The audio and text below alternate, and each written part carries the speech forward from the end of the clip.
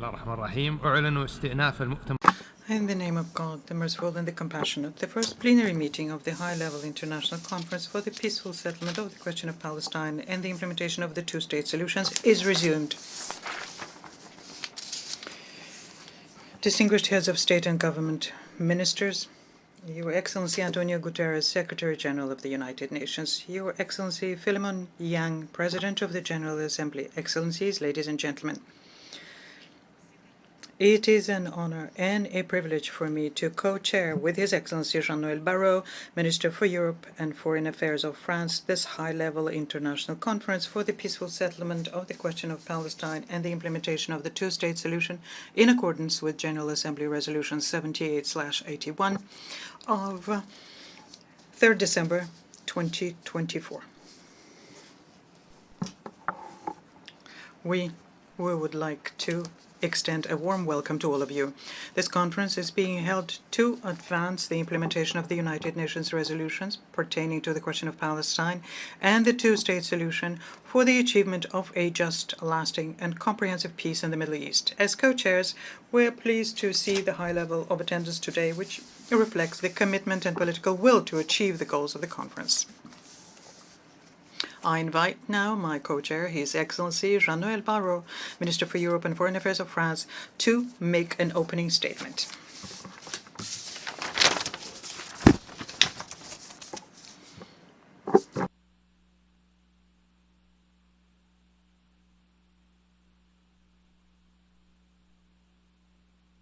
Monsieur le Secrétaire.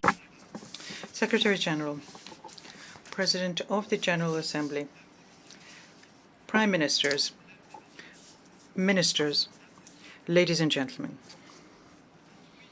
Having learned through his history, which is blood-spattered with fratricidal wars, loyal to the foundational principles of the United Nations established 80 years ago, France acknowledges that it is the sacred right of peoples to determine their own fate.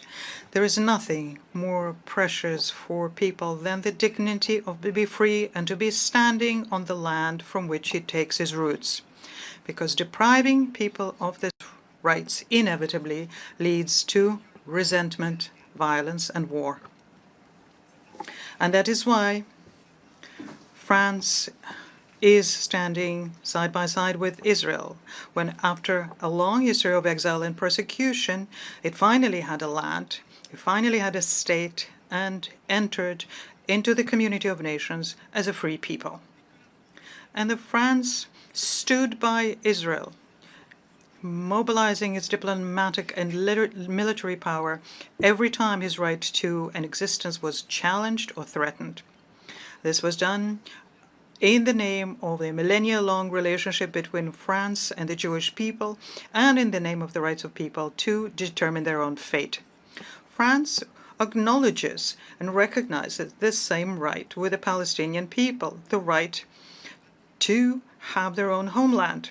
And that is why France considers that the only alternative to the long cycle of violence is a prospect of having these two people having two states living side by side in peace and security. And this is the solution that France has been upholding constantly for decades. This was done through General de Gaulle, who in 1967 stated that the settlement of the conflict should be based on the recognition by each of the states in question by all others. This was done by François Mitterrand, who in 1982 stated in the Knesset that a dialogue means the prior and mutual recognition of the right of others to exist.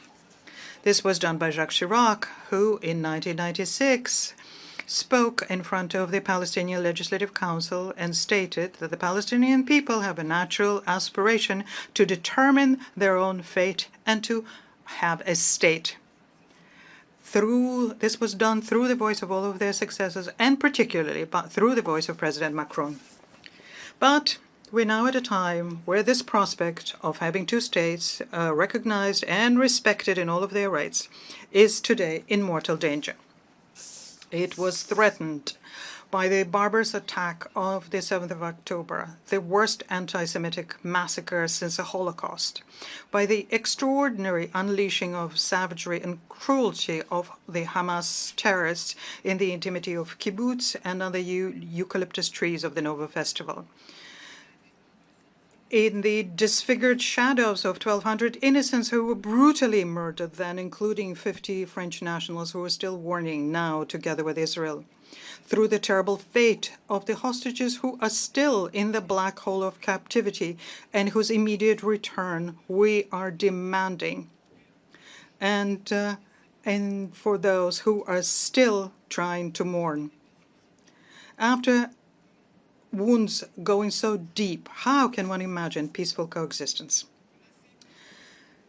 This idea was challenged and threatened by an indefinite extension of military operations of Israel in Gaza, which for a long time no longer have a military or political justification. Massive displacements of populations, civilian victims in the tens of thousands, families turned apart, places of worship, hospitals, and schools bombed, humanitarian food distribution becoming bloodbath. Devastated by war, Gaza is today a charnel house where the corpses are looking famished and the spirits are becoming desperate. After so much suffering, how can we be thinking of peace? This idea is also threatened by the accelerated pace of the settlements in the West Bank, by the extremist settlements who are uprooting olive trees, burning schools, and are chasing Palestinians away from their houses under the lenient eyes of the Israeli authorities, by the mixing up of the Palestinian Authority in such a way that undermines the very possibility of a state to exist, and by the Knesset, who last week voted in favor of complete annexation of the West Bank. Given these facts, how can one remain hopeful? On both sides, those who are rejecting these ideas seem to be winning. In those who are saying that the Palestine has to be from Jordan to the sea on the one hand, and those who are dreaming of the great Israel on the other hand, and the idea of the two states is moving farther and farther away. We absolutely cannot resign ourselves to this situation. And we cannot wait any longer because time is against us. After 22 months of attempts, it is an illusion to think that a ceasefire, lasting one, can obtained without a general view of what Gaza is going to be after the war, without a political horizon on an alternative to permanent war. And that is why we undertook the initiative, together with Saudi Arabia, a major great country in the Middle East, to launch a collective endeavor to revive the two-state solution. And we would like to thank all of those countries who have joined us in this endeavor and who have worked tirelessly on this for the past 6 months, because this collective undertaking, this conference convened by the United Nations General Assembly, has already resulted in historic commitments which lead us to a new hope. This was expressed in the letter sent by the President of the Palestinian Authority to the President of the Republic and to the Crown Prince. And this letter, for the first time, he condemns the terrorist attacks of the 7th of October.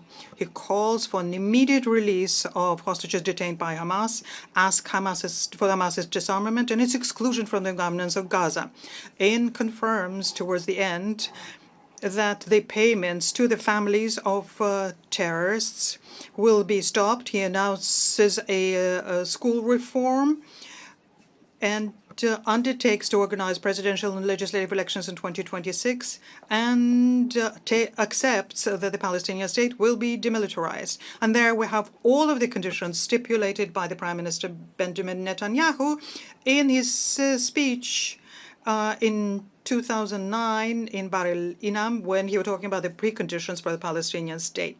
After that, we had an extraordinary meeting between the Israeli and Palestinian civil society representative on the 13th of June, and they together jointly launched the Appeal of Paris to guarantee the security of Israel, working towards a regional integration and towards recognizing the state of Palestine. And this also includes the denunciation by Saudi Arabia and the Arab countries present here today in New York, the denunciation of the crimes of Hamas, the appeal for the for Hamas's disarming, and the expression of hope that they will have normalized relations with Israel and have Israel have normal regional integration. As was stated by the President of the Republic in response to the letter by the President of the Palestinian Authority on the 24th July, in the light of the historic commitments that have already been undertaken and those which will follow, in the name of the eternal rights of people to determine their own fate, at the time where the two-state solution is more threatened than ever, France is ready to fully recognize the state of Palestine and will do so in the month of September next. This recognition, which is a major decision by France, is an expression of both a rejection and it is an appeal. It is a rejection of the idea that the war camp is winning over the peace camp. It is rejection of the idea that Hamas is right when they kept contesting the right of Israel to exist. Hamas, who always fought this two-state solution for this reason. But Palestine is not, and it will never be, Hamas. Recognizing the state of Palestine today is to bolster those Palestinians who chose nonviolence, who decided to renounce terrorism and recognize Israel. It means creating for the Palestinians the possibility of having an alternative. It's denouncing Hamas and isolating it for good.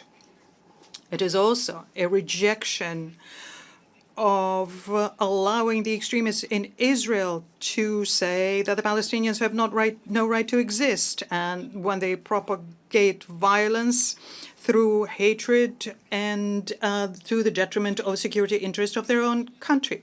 It's a rejection of the resignation that some in the international community and its leaders have when they tend to give up.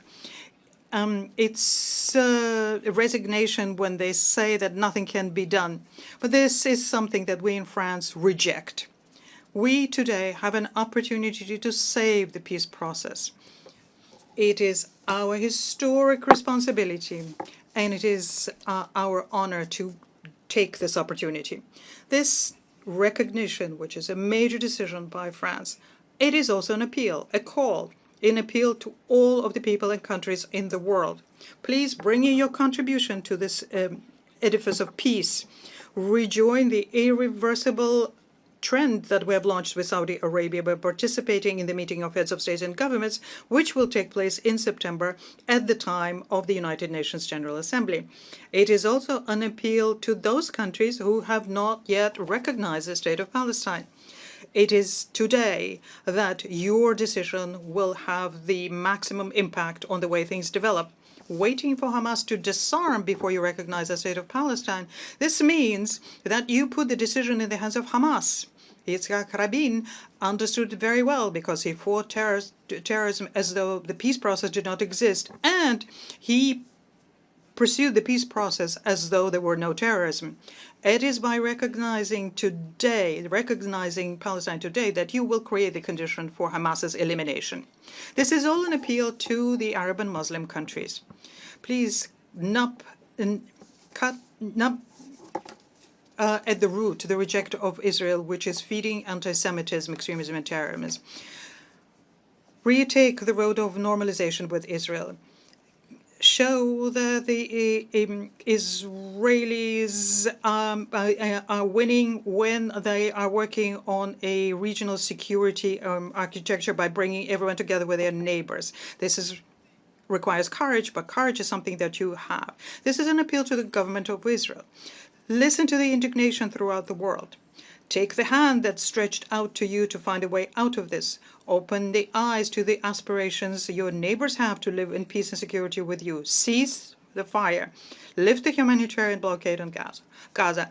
Lift the financial blockade on the Palestinian Authority. Reject annexation project. It is in the interest of Israel and Israel's security. This is finally an appeal to the two people, the Israeli and the Palestinian people, who have been so tried by history and suffered so much through war, to Raim, which I was 1 year after the 7th of October in El Arish, several kilometers from Gaza in ruin. I have seen it with my own eyes. I've seen the depths into which this has plunged you. Please oppose the violence through the strength of your mind and spirit. Continue with the path forged by Rabin Arafat and those people who were working on peace. Make sure that your children grow up without secular hatred and destructive resentment. Take the ridge trail necessary between necessary compromise and intransigence on the essential, because this is the only road towards reconciliation. We are aware of the special responsibility towards peace and security in the world. We are determined to break the spiral of violence in the Middle East. And we are indifferent to the attacks from those who want to dissuade us from doing that. France is ready to fully recognize the state of Palestine and will do so in the month of September. This is to build a new alliance between the people in the region based on justice, mutual recognition, and shared humanity. And to close the terrible chapter on war and to open a long-awaited chapter on peace.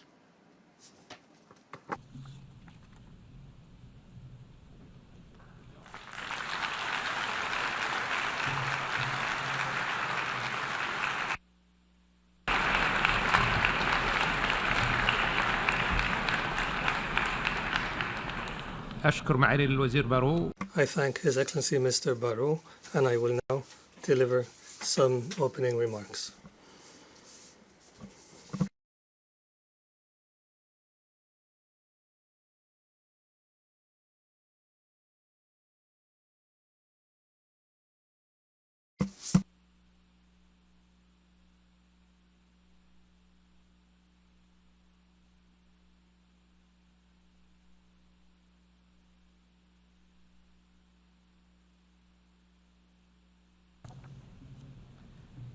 بسم الله الرحمن.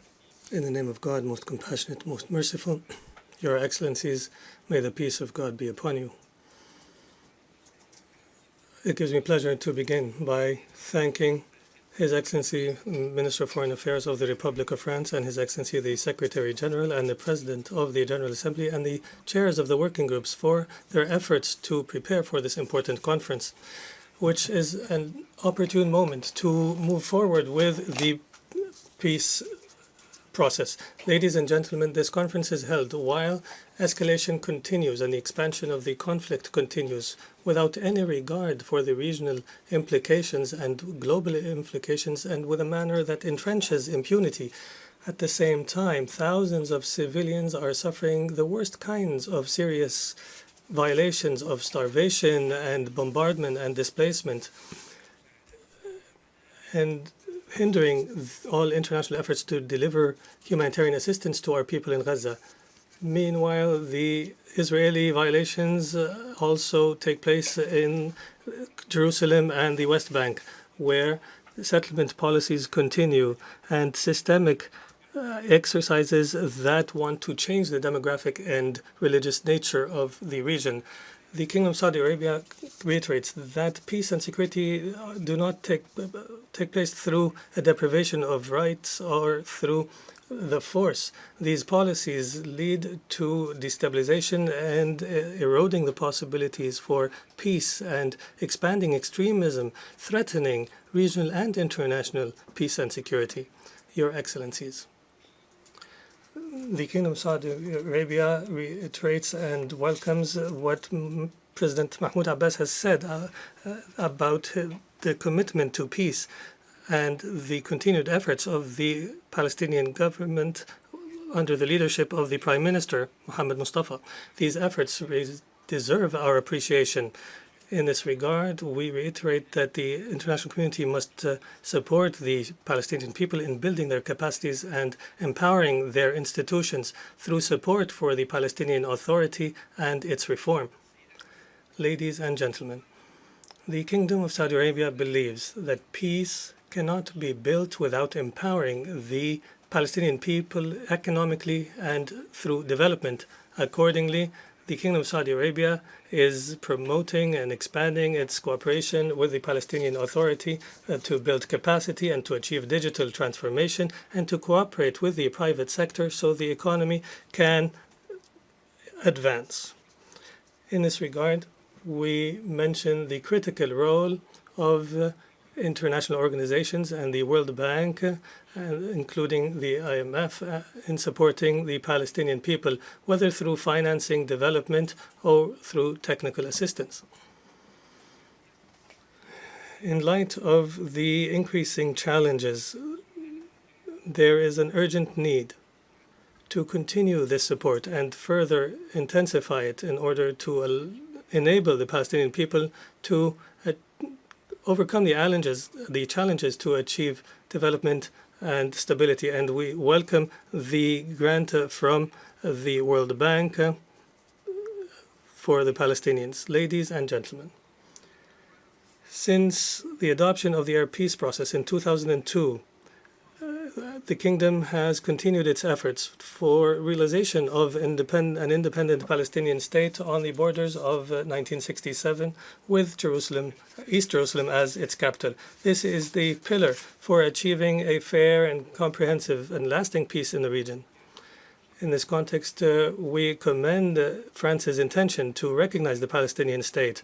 This is a measure that reflects its support for the self-determination of the Palestinian people in accordance with international law and international resolutions. We welcome the recognition of a number of friendly states of the Palestinian state.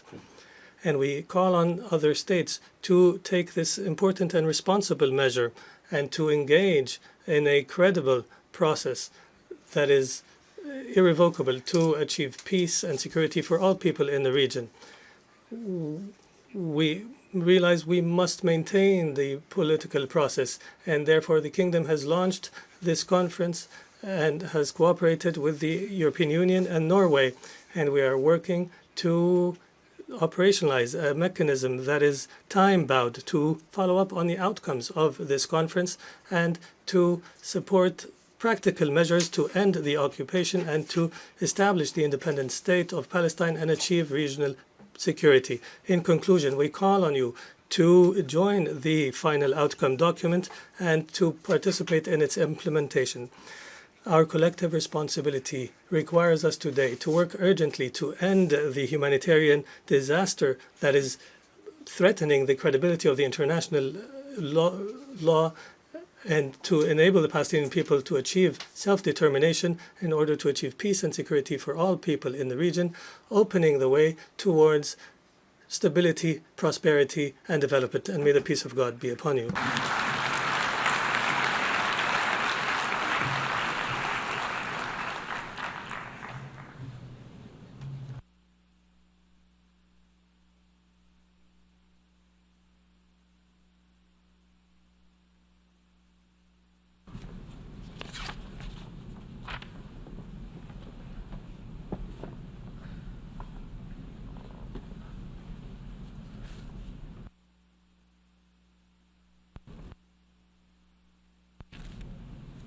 أدعو الآن I now invite His Excellency Antonio Guterres, the Secretary General of the United Nations, to make a statement.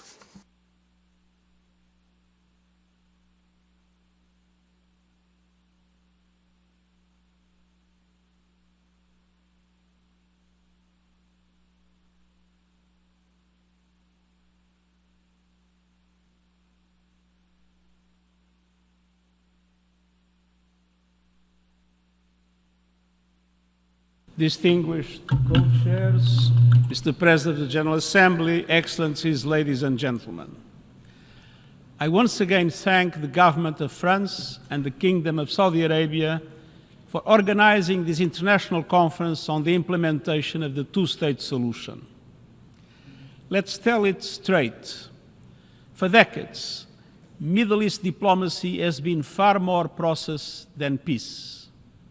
Words, speeches, declarations may not have much meaning to those on the ground. They have seen it before. They have heard it before. Meanwhile, destruction and annexation bulldoze ahead. the onus and obligation is on all of us to prove that this effort is something different. We know the central question for Middle East peace is implementation of the two-state solution, where two independent, sovereign, democratic states, Israel and Palestine, live side by side in peace and security. My central question to those who stand in the way is this: what is the alternative? A one-state reality where Palestinians are denied equal rights and forced to live under perpetual occupation and inequality? Or a one-state reality where Palestinians are expelled from their land? That is not peace. That is not justice. That is not in accordance with international law, and that is not acceptable.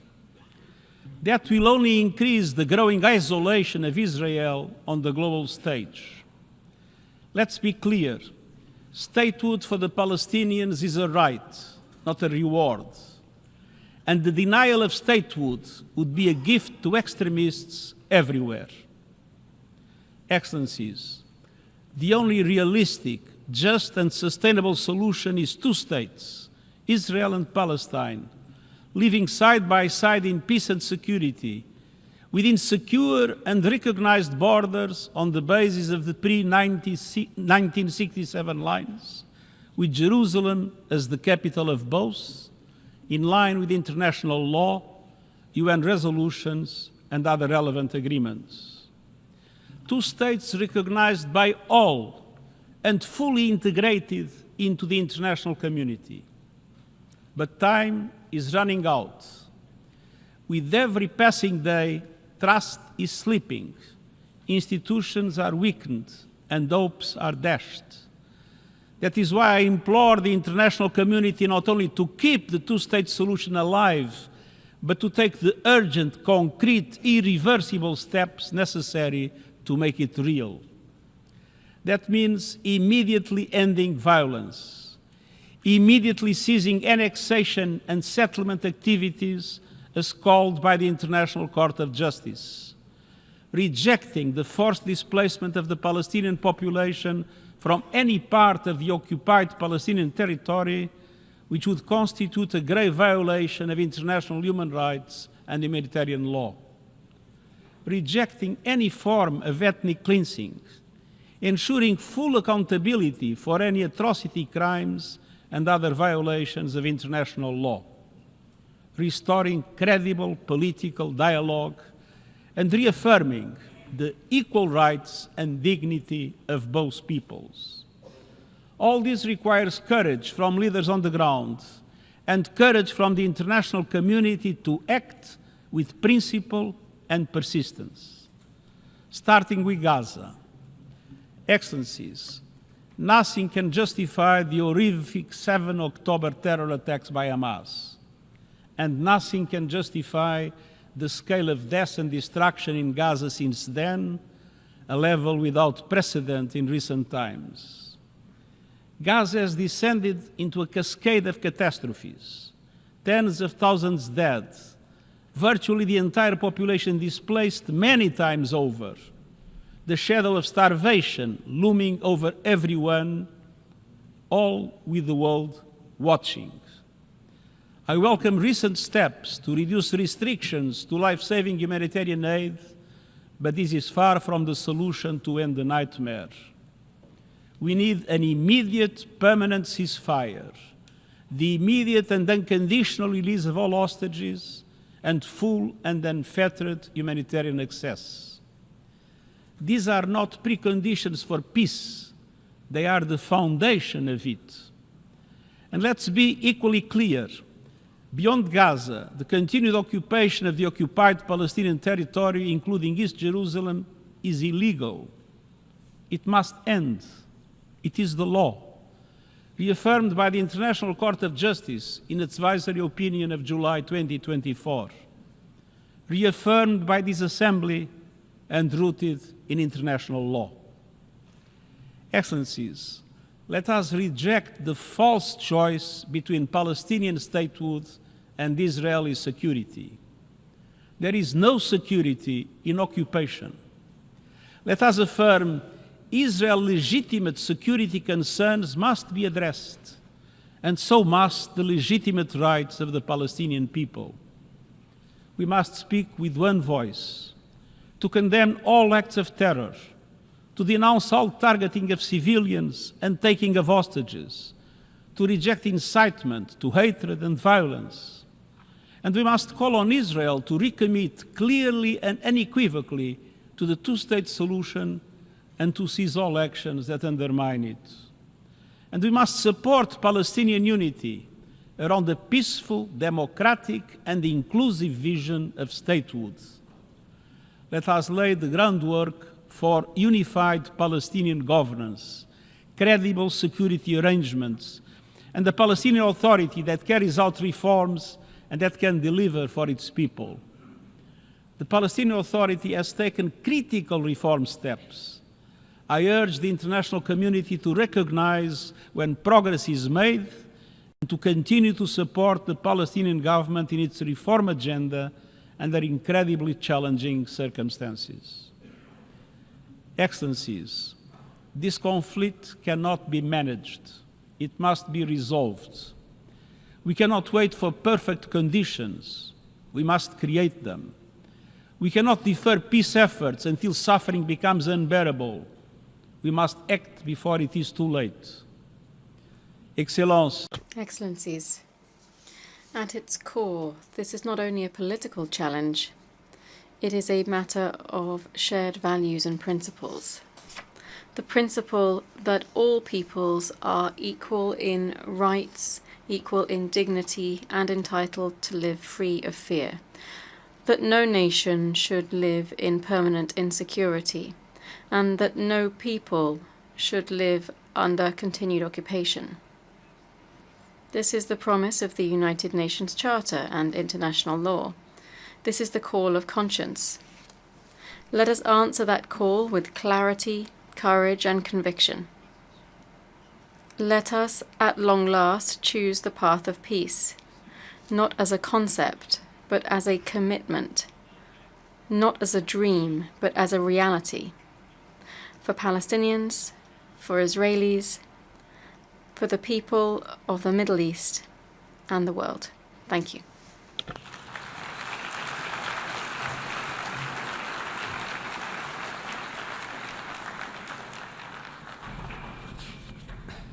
أشكر الأمين العام للأمم I thank the UN Secretary General, and I now invite His Excellency Philemon Yanga, President of the General Assembly, to deliver a statement.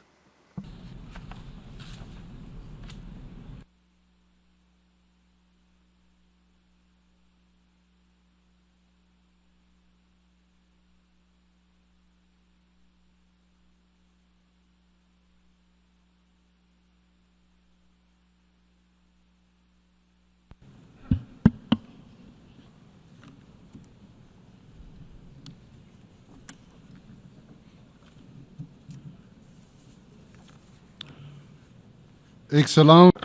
Your Excellency, Minister Jean-Noël Barrot. Your Highness, Prince Faisal bin Farhan, Mr. Secretary General of the UN, Prime Minister Dr. Mohammed Mustafa, Your Excellencies, ladies and gentlemen. Let me begin by thanking France and Saudi Arabia for co-chairing this high-level conference. Bravo, well done. I also commend the co-chairs of the 8 working groups for their efforts in preparing for this conference.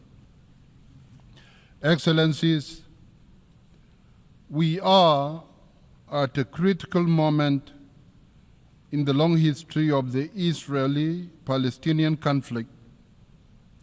It is indeed a history-making moment. The abhorrent attacks of Hamas on 7th October 2023 against Israel caused a war in Gaza, which has been ongoing for over 21 months. we have called for an immediate end to the conflict and the unconditional release of all the hostages.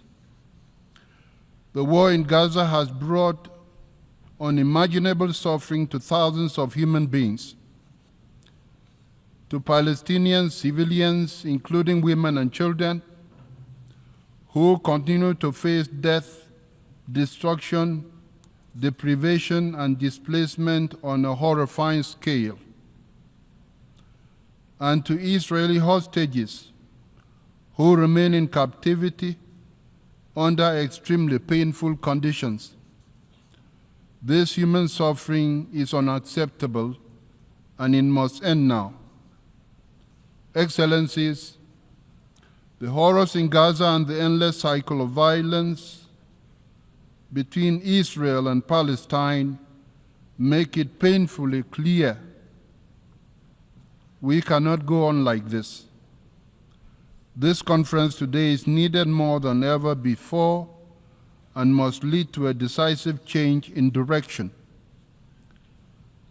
If we do not address once and for all the Israeli-Palestinian conflict through the two-state solution, we will not be able to achieve lasting peace and stability in Palestine and in the Middle East. This is the reason why we have gathered here today. This is why this conference must be a success, and this is why this conference must chart an irreversible path towards the implementation of the two-state solution. We simply cannot afford more excuses and more delays. We must act now.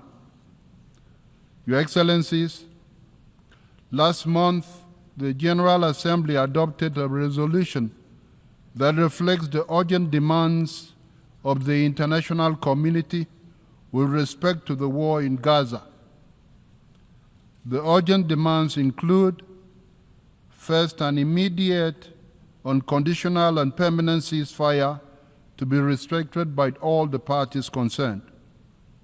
Second, the immediate, dignified, and unconditional release of all hostages held by Hamas and other groups. Third, the immediate and permanent facilitation of full, rapid, safe, and unhindered entry of humanitarian assistance at scale, including food and medical supplies, into and throughout the Gaza Strip, and its delivery to all Palestinian civilians. The international community must ensure that Israel and Hamas finally comply with these demands and with the obligations under international law and international humanitarian law. Excellencies, while the situation in Gaza is dramatic, we must not lose sight of the deeply concerning and equally urgent situation in the occupied West Bank, including East Jerusalem. Violence against civilians, including acts of terror, settler violence, settlement expansion, seizures, demolitions, and forced displacements are eroding any prospects for a political solution to the Israeli-Palestinian conflict. Let me be clear. This conflict cannot be resolved through permanent war, nor through endless occupation or annexation. Peace and stability will only be achieved when Israelis and Palestinians can live side by side in their own sovereign independent states in peace, security, and dignity. When Palestinians recognize the state of Israel and Israelis recognize the state of Palestine, that will be a good thing. When the world finally honors the legitimate aspirations and rights of both Palestinians and Israelis, when both the state of Israel and the state of Palestine are recognized as legitimate members of the international community and of the United Nations. Until today, more than 140 states have recognized the state of Palestine. The announcement of President Macron that France will be recognizing the state of Palestine in the upcoming session of the General Assembly should encourage more states to take this important step on the way to the realization of the two-state solution. It should also serve to empower those voices in Israel and Palestine who advocate for peace and peaceful coexistence of Israelis and Palestinians. Excellencies, the international community has reaffirmed its unwavering commitment to a comprehensive, just and lasting peace grounded in international law and the United Nations Charter and relevant United Nations resolutions on different occasions. Now we must translate this commitment into action. It has been 78 years since this General Assembly first called for a two-state solution in Resolution 181. It has been 58 years since the Security Council adopted Resolution 242.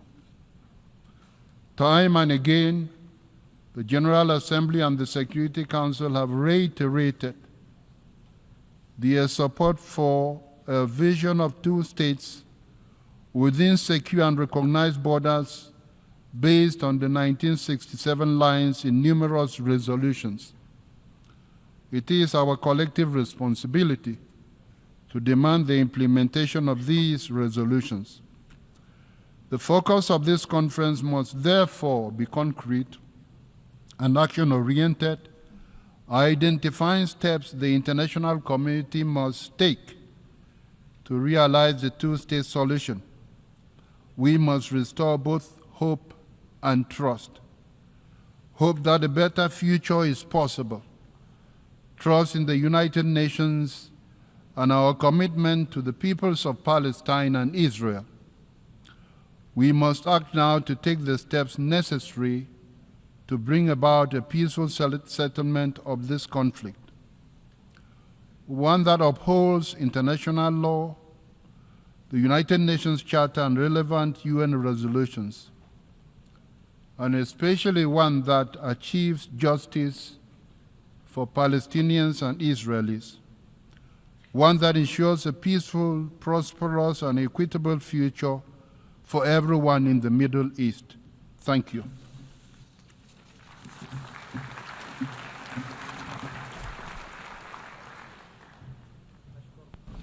أشكر رئيس الجمعية العامة.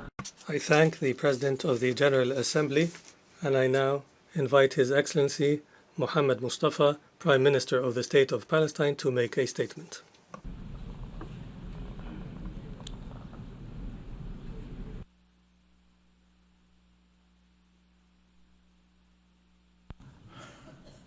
صاحب السمو الأمير فيصل. Your Highness Prince Faisal bin Farhan, Your Excellency Minister Jean-Noel Barrot, Mr. Antonio Guterres, Secretary General of the United Nations, Mr. Philemon Yang, President of the General Assembly, Your Highnesses, Your Excellencies, distinguished delegations, may the peace and blessings of Allah be upon you. At the outset, I would like to express once again the appreciation of the State of Palestine to the Kingdom of Saudi Arabia and France for their leadership and for presiding over this important United Nations conference. I would also like to thank the states that have chaired the working groups and all the states and organizations participating in this international conference for the peaceful settlement of the question of Palestine and the implementation of the two-state solution. We have been waiting for long years for a genuine international intervention that would move us towards a peaceful, just, and comprehensive solution to the Palestinian question and the independence of the State of Palestine in implementation of the two-state solution on the basis of resolutions of international legitimacy for many years. And in this period of waiting, we have lost what we have lost, and we have suffered immensely. Therefore, this international conference must constitute a turning point in which positions and decisions are translated into immediate and unprecedented practical steps to stop the genocide and end the Israeli occupation, uphold the Palestinian right, and help an independent Palestinian state on the basis of two-state solution take shape in accordance with the resolutions of international legitimacy, which opens the way towards peace, security, stability, and prosperity in our region for the benefit of all peoples and states. Your Highnesses, Excellencies, distinguished delegations, in the Gaza Strip, there are all kinds of death. Palestinians die by being targeted. They die by being burned alive. They die out of the cold, out of hunger, out of thirst, out of disease, out of grief, and out of fear. And they send us every day, every moment, for more than 20 months, a distress call to save them from this killing, destruction, and disregard for their lives. How has this devastating war not stopped for our people yet?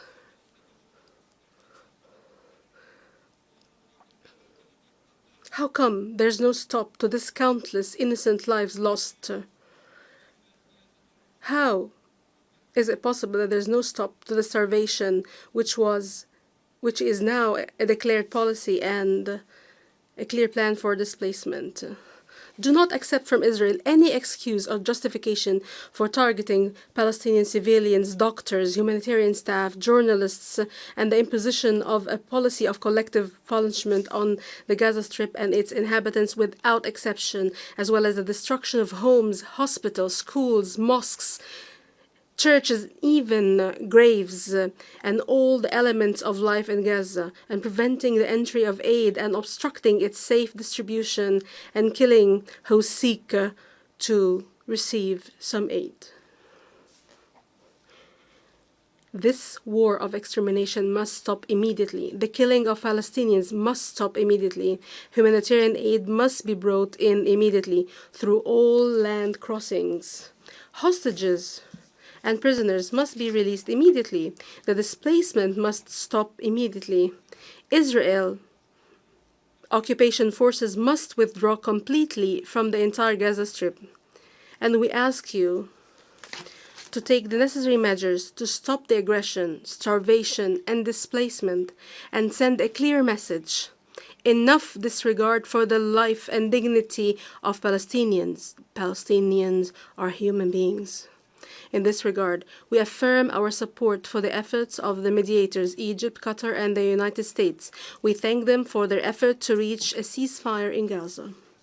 We also thank all the countries that support our people, their rights, as well as relief efforts, especially the Arab Republic of Egypt and the Hashemite Kingdom of Jordan. We also thank the International Coalition for the Implementation of the Two-State Solution and the Arab Islamic Committee led by the Kingdom of Saudi Arabia. Your Excellencies, Your Highnesses, distinguished delegations, we affirm the readiness of the State of Palestine to assume full responsibility for governance and security in Gaza with Arab and international support. We also stress that the State of Palestine is the only holder of the right to rule the entire Gaza Strip, and it is the holder of the exclusive right to maintain security. Israel must withdraw completely from the Gaza Strip, and Hamas must relinquish its control over the Strip and hand over its weapons to the Palestinian Authority. We also reaffirm our position rejecting violence and terrorism in all its forms, including targeting and attacking civilians. And on this basis, the State of Palestine is ready to invite a temporary Arab and international support force to support stability by a resolution adopted by the Security Council in order to provide protection for our Palestinian people and to ensure a ceasefire and to support the Palestinian government and its security services, and not as a substitute for it, within a framework that contributes to the establishment of an independent Palestinian state based on international legitimacy resolutions and the implementation of the two-state solution. We are also working with brotherly Arab countries and the international community to reconstruct Gaza and prevent the displacement of our people from their land, including by holding an international conference in Egypt to start implementing the Gaza Reconstruction and Recovery Plan and providing it with the necessary support. Your Highnesses, Excellencies, distinguished delegations, as soon as you look at the West Bank, including East Jerusalem, you see the intentions and appetite of Israel government and settlers in annexing the Palestinian land and reducing the Palestinian presence on it and ending it if possible, besieging and exhausting Palestinian government and weakening its ability to carry out and fulfill its governmental tasks through political, financial, military pressure. And the last chapter of these policies was the decision by the Israeli Knesset to annex the West Bank. Hence, the international community must move beyond the time of condemnation and denunciation and move to a stage where it forces Israel to cease its annexation practices, settlement, including settler terrorism and violence, killing and captivity, restriction on movements, attacks, and destruction of villages, cities, and camps, and prevention of return to them. Attacks also on Islamic and Christian holy sites, withholding Palestinian tax funds, as well as threatening to paralyze the Palestinian banking sector in an attempt to destroy the state of Palestine and the two-state solution. Your Highnesses, hence, we stress the importance of holding this conference and the issuance of the UN Declaration for the peaceful settlement of the Palestinian question and the implementation of the two-state solution 1 year after the issuance of the advisory opinion of the ICJ. This confirms the beginning of a different approach, different from previous approaches, an approach that is bolder and more capable, that leads us towards the actual implementation of the resolutions of international legitimacy and the embodiment of the independent Palestinian state on the ground and the implementation of the two-state solution on the 1967 borders and the achievement of a future of peace, security, and stability in which all states of the region live side by side and good neighborliness. We hope that the Israelis would seize this opportunity. Your Highnesses, distinguished delegations, we want a free, independent, and sovereign Palestinian state that is modern and developed, that is the source of pride for all the sons and daughters of the Palestinian people everywhere, in which law, peace, and security prevail. We want it to be a state that is not subject to occupation, that is free of violence and terrorism, that adopts a culture of peace, that lives up to the aspirations and enormous sacrifices of our people, that guarantees its rights, freedom, and dignity. In this regard, President Mahmoud Abbas announced at the Arab Summit that comprehensive presidential and legislative elections will be held within a year, as has been done previously in all of our occupied territories, including East Jerusalem, and he asked the international community to provide us with assistance in holding such elections. These will be open elections based on the platform of the PLO and its commitments and the resolutions of international legitimacy under the slogan, "One government, one state, and one set of arms." We are confident that this conference will contribute to ending the war on Gaza, ending the occupation, and embodying the sovereign Palestinian state, including by mobilizing political, financial, and economic support for the Palestinian government so that it can strengthen state institutions and implement the reform plan. Towards that end, we call on the convening of a donor conference as soon as possible to achieve these goals. Your Highnesses, Excellencies, heads of delegations, the Palestinian people have the right to live in freedom and dignity in their homeland. And every people in the world deserves to live in peace and security. However, all this can be achieved only through the realization of the inalienable rights of the Palestinian people. Foremost among them is the right to self-determination, the right to return, and the embodiment of the state of Palestine an independent state of Palestine on the borders of 1967, with East Jerusalem as its capital, to live side by side in security and peace with Israel. The Palestinian Liberation Organization, the sole legitimate representative of the Palestinian people, has recognized Israel for more than 30 years.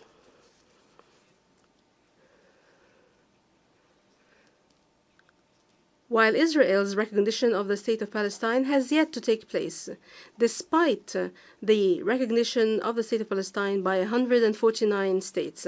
In this regard, we call on all states that believe in the two-state solution and have not yet recognized the State of Palestine to do so immediately, as a real investment in peace, security, and stability.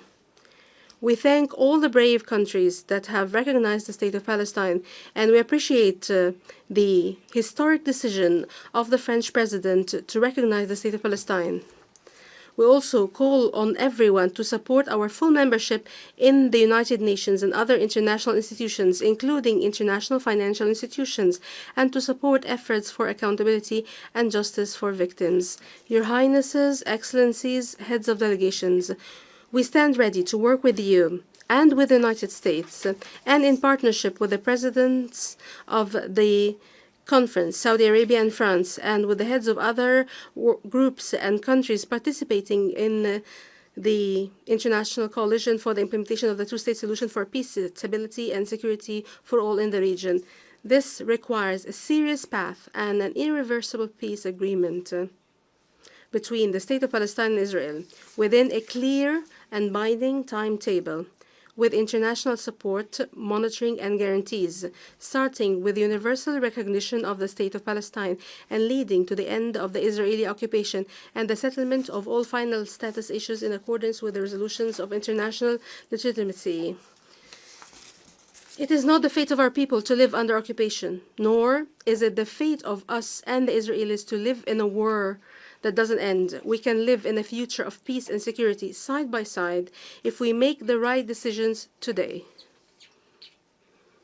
We must all take bold and unprecedented steps leading to a just and comprehensive peace in accordance with the resolutions of international legitimacy. Enough injustice, war, occupation, and destruction. We want our people to live in freedom and dignity in their land and the land of their ancestors, and to achieve peace, security, and prosperity in our region, the Middle East, which is the cradle of three heavenly religions, the cradle of light, justice, and peace. I thank you. May the peace and blessings of Allah be upon you.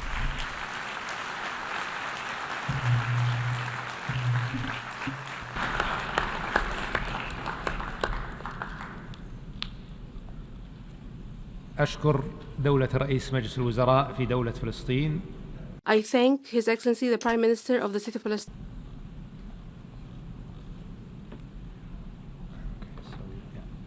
بذلك نكون قد استمعنا إلى آخر المتكلمين. We have thus listened to the last speaker in the opening segment of this conference. Your Excellencies, Your Highnesses,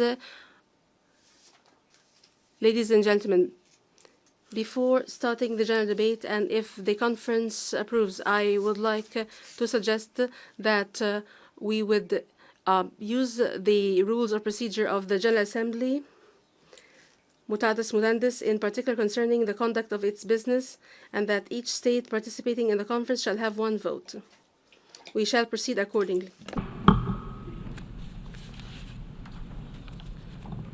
أعطي الكلمة الآن إلى I now hand the floor to my fellow co-chair, His Excellency Jean-Noël Barrot, Minister for Europe and Foreign Affairs of France.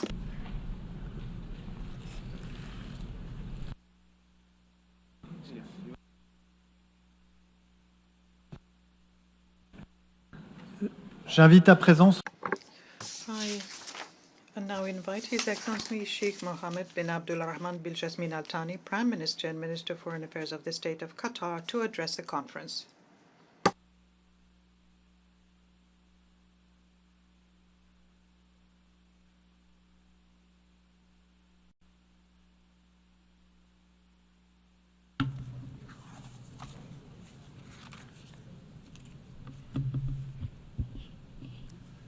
بسم الله الرحمن الرحيم. In the name of Allah, most gracious, most merciful. Your Highness Prince Faisal bin Farhan Al Saud, Minister of Foreign Affairs of the Brotherly Kingdom of Saudi Arabia, Your Excellency Mr. Jean-Noël Barrot, Minister of Foreign Affairs of the Friendly Republic of France, Your Excellency Secretary General of the United Nations, Your Excellency President of the General Assembly, Your Excellencies, Your Highnesses, ladies and gentlemen. At the outset, I would like to express our appreciation to His Excellency President Emmanuel Macron, the President of the French Republic, and His Highness Prince Mohammed bin Salman, the Crown Prince of the Kingdom of Saudi Arabia, for taking the initiative to hold this historic conference under the sponsorship of the United Nations. The conference that tackles one of the longest unresolved issues in terms of the maintenance of international peace and security. Your Excellencies, this conference is a glimmer of hope. However, we are at a critical juncture in the region. A devastating war launched by Israel on the Gaza Strip for more than 2 years, and an escalating humanitarian crisis where more than 2 million people suffer, mostly women and children. And in one of the most brutal and cruel moments in this crisis, we have seen scenes that are a stigma and long lines of the suffering in anguish, waiting for crumbs to end their starvation. How can we build a future on the bodies of those who die of hunger? And how can we reach peace as we see this amount of killing, humiliation, and starvation? In this regard, the State of Qatar has made every diplomatic effort to stem the bloodshed and to have the prisoners and hostages released. And in light of our principal position, we have condemned the targeting of civilians. However, we totally reject double standards.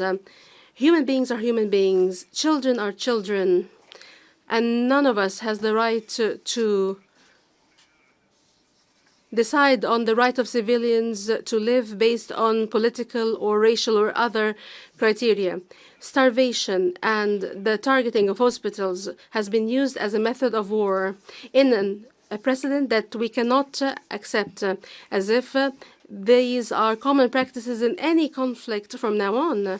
And the State of Qatar reaffirms once again its total rejection of the use of food as a tool to bring pressure to bear or a method of war or a weapon in war. And we condemn blockade and forced displacement against civilians and defenseless civilians, and the use and the targeting of vital facilities, hospitals, and shelters in a violation of international law and international norms.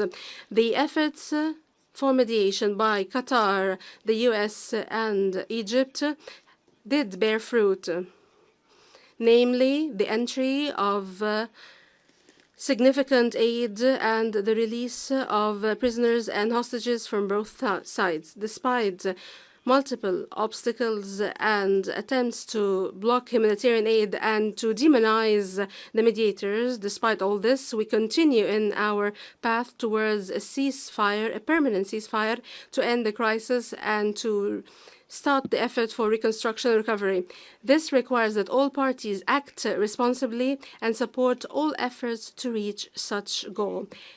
Your Excellencies, the war on the Palestinian people in the Gaza Strip did not just lead to immense, unprecedented suffering for defenseless civilians, but it has led to a violation of international law and universal norms on which the international system has been built on since the end of World War II.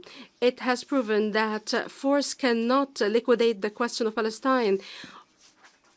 It has only aggravated the question by adding to the grievances the feelings of hurt and pain that will remain a wound that will never heal.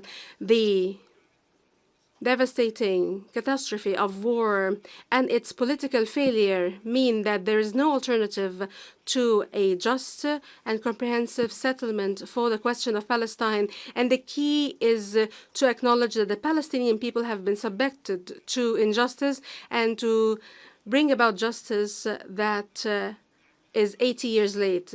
Based on our principled support for peace, the State of Qatar fully supports the objectives of this conference, and we seek to have an active and a positive role towards the implementation of the two-state solution. And we have co-chaired with Canada and Mexico the third working group on the narratives for peace. And we have addressed in this working group important issues, and we have reached important conclusions that would lead to making this conference a success.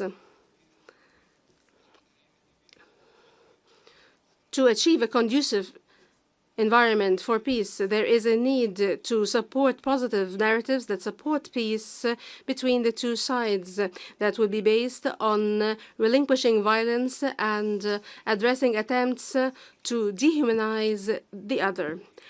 Your Excellencies, the State of Qatar stresses its firm position vis-à-vis the peaceful settlement of the question of Palestine based on the principles of international law and the rules of international legitimacy based on the two-state solution as the only viable practical solution to end the conflict and to achieve just and comprehensive peace. Hence, the State of Qatar calls for a clear and unified international position that rejects all practices that hinder negotiations and chances for comprehensive and just peace. Here we welcome the recognition by a number of states of the State of Palestine in the West Bank and the Gaza Strip based on the 1967 borders, because we believe this is a vital step towards achieving security and stability internationally and regionally. We also welcome the commitment by the friendly Republic of France to recognize the State of Palestine next September. Ladies and gentlemen, holding this conference represents the collective will of the international community to translate words into actions and to actively contribute towards the peaceful settlement of the question of Palestine in all its dimensions. The international community has a responsibility to create an environment conducive to reaching a comprehensive and just peace, to bring back the strong role of international legitimacy after this horrific war, and to provide humanitarian, economic, and political necessary support. We hope that this conference would represent a turning point that would lead to tangible commitments, not just statements, and would pave the way towards practical steps towards the implementation of the two-state solution, towards a comprehensive, just, and permanent and lasting settlement of the cause, and would lead to stability in the entire region. I thank you.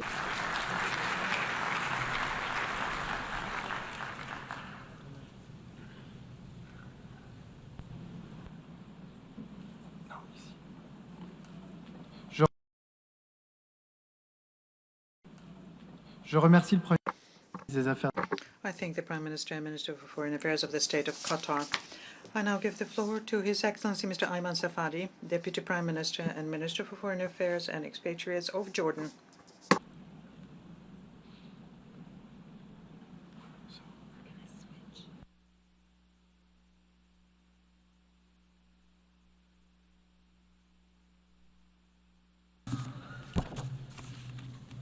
بسم الله الرحمن الرحيم صاحب. In the name of God, the merciful and the compassionate. Your Highness,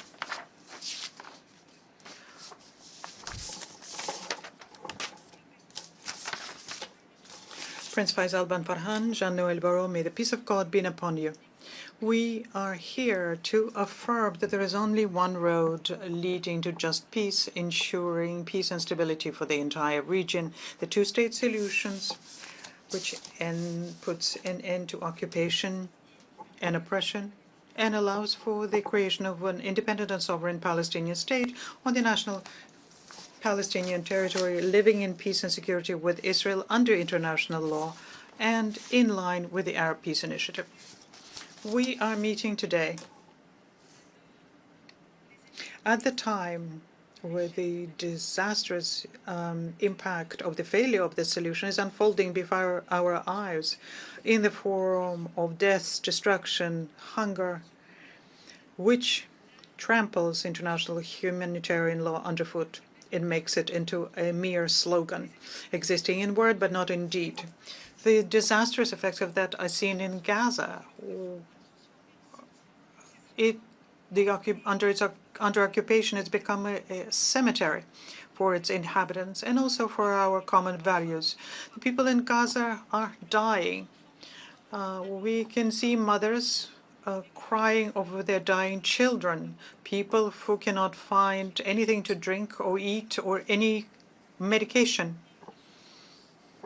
to alleviate the suffering of people. Mothers are watching their children's short lives ending. We can see it in the West Bank as well, where occupation is gathering pace, where the seizures of land continues, where the Palestinians' blood is being shed, and the holy sites are being violated, and the hope for peace is dying. The peace is the only guarantee for the Palestinians and the Israelis. We can see the arrogance of the State of Israel vis-à-vis the international law. For example, in Lebanon, we can see that, or in Syria, where Israel is invading greater and greater chunks of Syrian territory. At the time when the world is calling for the rebuilding of a new Syria, which is free and stable, where all Syrians live in security, freedom, dignity, and equality. Ladies and gentlemen, this situation, it nullifies our humanity and threatens our collective security, undermines international law and the United Nations Charter, and makes this conflict a threat to the future of the region. The aggression against Gaza has to end. The international community has to prevent the death of another Palestinian children who is dying from hunger or thirst. More than 600,000 children in Gaza must return to school. 2.3 million Palestinians must regain hope and belief in the value of their lives and in their children's future. And that's why the efforts by Egypt, Qatar, and the United States have to be successful to arrive at an agreement which ends the war and gives life back to Gaza. International assistance has to be provided in a way that's unimpeded. All of the crossing points have to be opened. Jordan continues doing everything it can through land convoys and airdrops when Israel leaves us no other choice. Humanitarian assistance and drops cannot be an alternative to land delivery.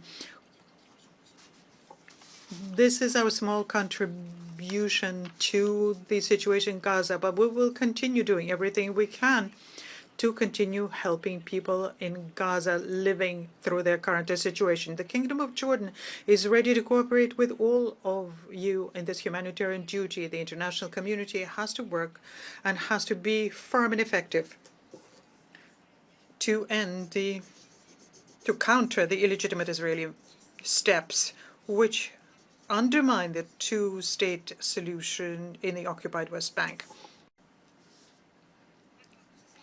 The ceasefire agreement in Lebanon has to be implemented.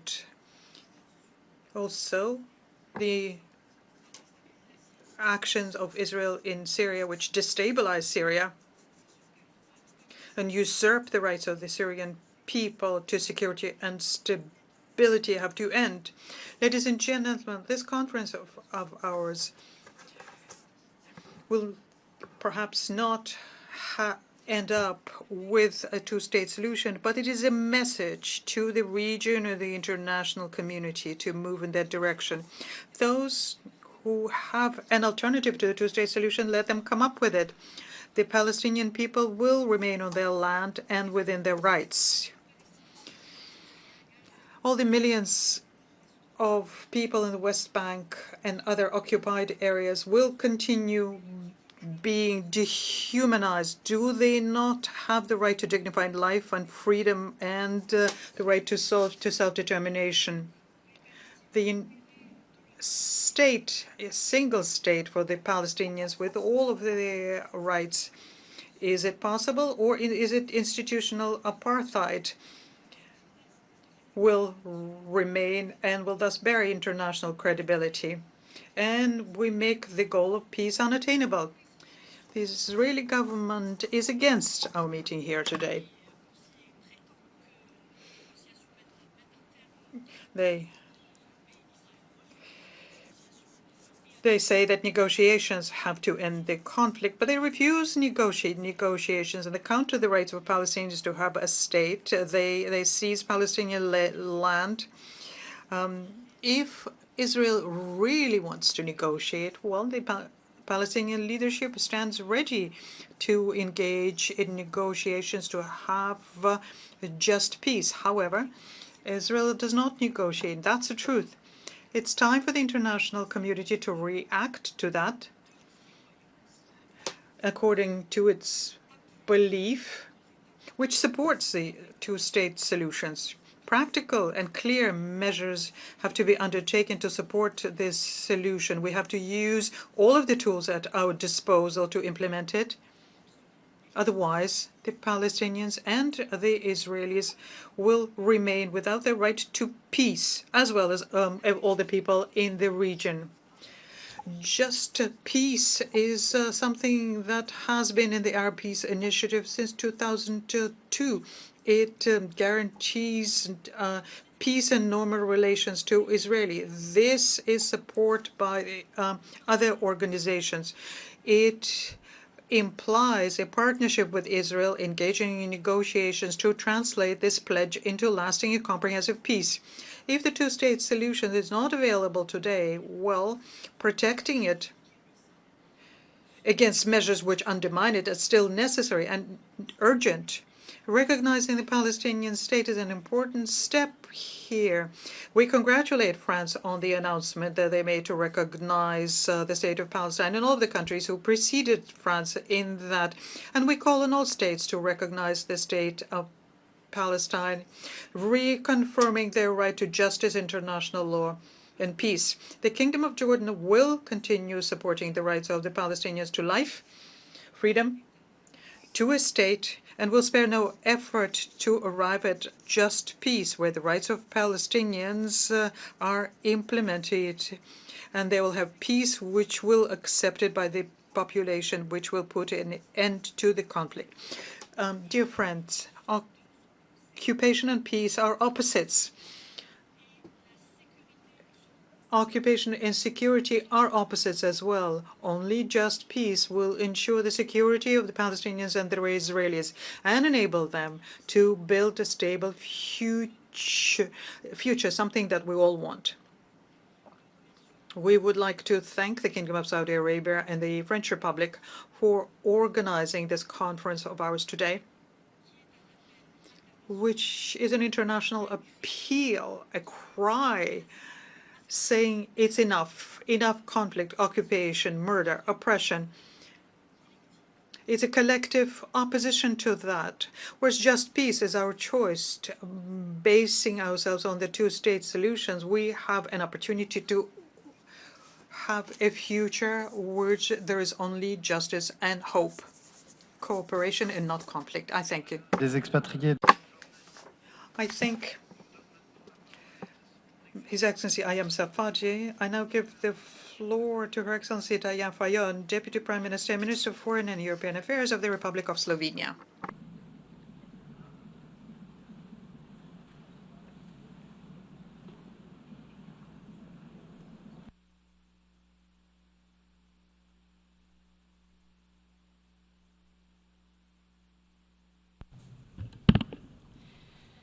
I thank the co-chairs of the conference and of the working groups. Your Excellencies, irrelevant of the perspective one has about Middle East conflict today, we all share one conviction: we are at a historical point. How peace in the Middle East will be pursued is what will define the history our generations write. History is rarely about big words. History is about action or lack of it. The wholes of this organization have observed both, and our nations have shared experiences of those consequences. Suffering or prosperity, justice or inequality, grievance or accountability. When writing history of our generation, Slovenia decided to use the ink of action. And let me name just a few. Together with Ireland, Norway, and Spain, Slovenia recognized the state of Palestine last year and established diplomatic ties shortly after. Together with Jordan and Kuwait, we launched an initiative supporting UNRWA through shared commitments, which enjoys support of over 120 signatories to this day. And we continue to strengthen partnership with the agency. We acted upon the mandate entrusted to us as the Security Council member, pushing for action in the Council and supporting membership of Palestine in the United Nations. We participated in proceedings for advisory opinions of the International Court of Justice and supported action in the General Assembly. We were among the first countries recently to respond to settler violence by adopting sanctions against 2 Israeli ministers. And we have supported any well-intended other initiative along the way, including the US, Egypt, Qatar-led mediation efforts. But our efforts cannot and will not end there. I'm looking forward to signing a memorandum of understanding with Palestine to pave the way for strengthened cooperation. Palestinian ownership is central to the two-state solution. We continue valuing dialogue also with Israel, with the region and the civil society. Our door is always open to build trust. Your Excellencies, we are heartbroken by the devastation and immense suffering of civilians in Gaza. The months-long Israeli blockade of humanitarian aid has resulted in famine spreading across Gaza. Children are suffering the most. We take note of recent temporary measures which are long overdue and definitely not enough. We are appalled by dangerous trajectories in the West Bank, including East Jerusalem, and we resolutely stand against terrorism and strongly condemn Hamas' barbaric attack on October 7th. We do not need a new blueprint to reverse the course of history, as we already have it. We have international law, and Slovenia calls for its full respect. This includes the decisions of the ICJ, both advisory opinion on occupation as well as provisional measures on Gaza. And I feel compelled to underline that this includes accountability. We once again reaffirm our full support to the work of the International Criminal Court and human rights mechanisms. We also need courage and respect. We simply need more. We all share responsibility. We will be judged by history for our actions as well as for lack of them.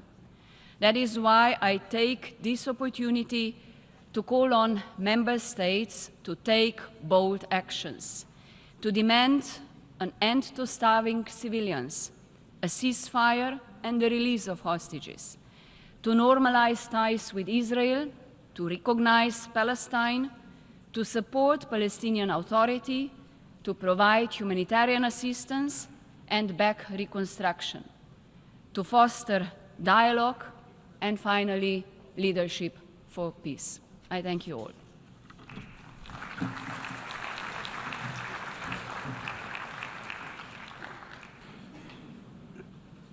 Je remercie.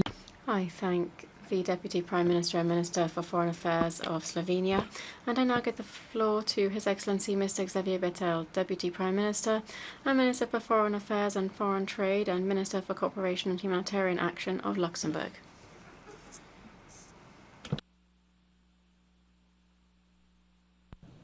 dear Faisal, dear Jean-Noël, dear friends. Pour moi, venir ici.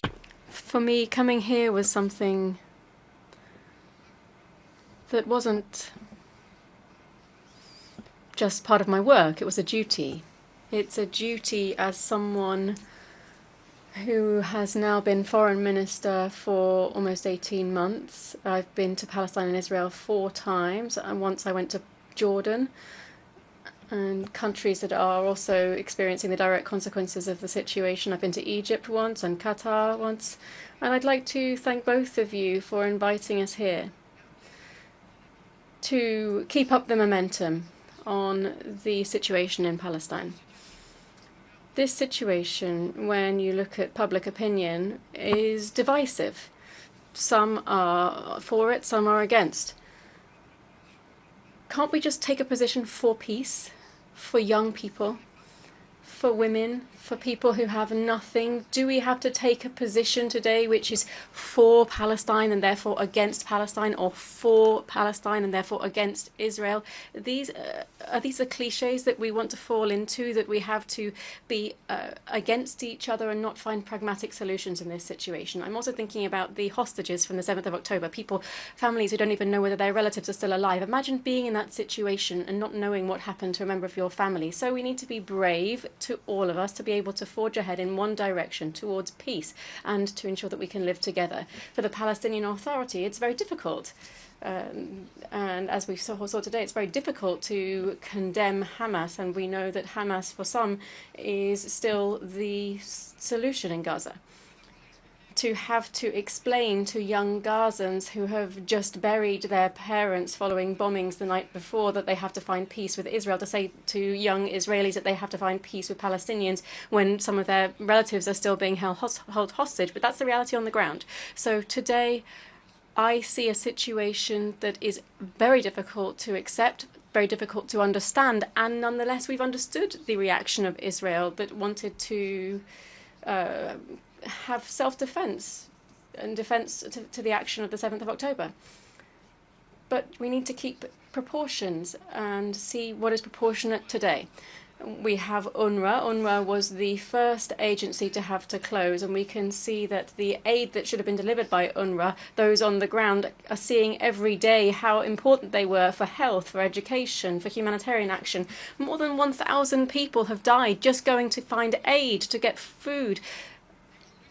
And today, if you don't get shot or killed under bombs, you'll die of starvation following the humanitarian aid that's been blocked at the borders. So this really is an inexplicable, intolerable situation. UNRWA wasn't perfect, and we have our report from our ex-colleague Ms. Colonna, who shows where action needs to be taken, and we've seen the determination from the Palestinians to go in that direction. We've heard from Minister Smutrich Ben-Gvir, who will say that if we occupy Palestine, we will have no more housing issues, to say that a Prime Minister that's also silent. I was a Prime Minister for 10 years of Luxembourg, and when I saw something that was unacceptable, I said so. I said that words were unacceptable, and that the silence of President Netanyahu is a fact. After the atrocious words of certain ministers that we've heard in recent days. So I want to say that this is an important time, that Arab countries and Muslim countries today are showing this solidarity, a condemnation of Hamas, because the first question that they ask our country is, do you condemn Hamas? No. We need to ensure demilitarization of Hamas. Hamas can't be an alternative to the Palestinian Authority. We have to have elections in Palestine. We have to have demilitarization. We have to have de-radicalization. But we have to give hope to the Palestinian population that today, if it doesn't see a solution, risks being even more demanding and wanting to react to what it's seen. So we need to give hope to young Palestinian people and a future to young Palestinian people. And we need to strengthen the Palestinian Authority. We are seeing that the money from taxes paid by Palestinians is not paid back to the Palestinian authorities by the Israeli government. It's a very difficult situation, but the Grand Duchy of Luxembourg president is leaning in the direction of taking this step in September and to recognise the state of Palestine. We're being asked, well, will that change anything? Last year we saw Slovenia, Norway, Spain and Ireland that already did that. But I hope that this dynamic now, President, will make it possible to make progress. We see great determination to condemn Hamas, or demilitarize Hamas among countries in the Middle East. So we mustn't lose this momentum, and we hope that one day our Israeli colleagues will understand that Israeli security will be peace in Palestine, and that saying today that supporting Palestine is not an act against Israel. On the contrary, it is for a future in security for future generations. Thank you.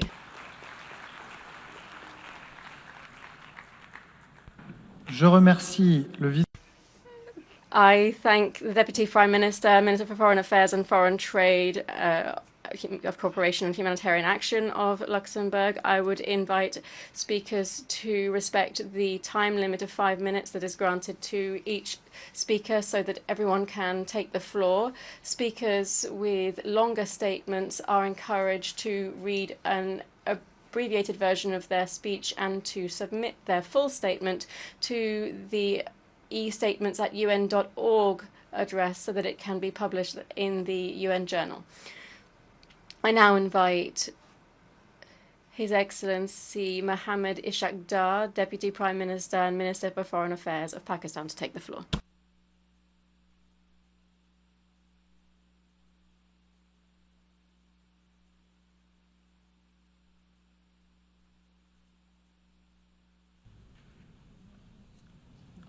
Honorable co-chairs,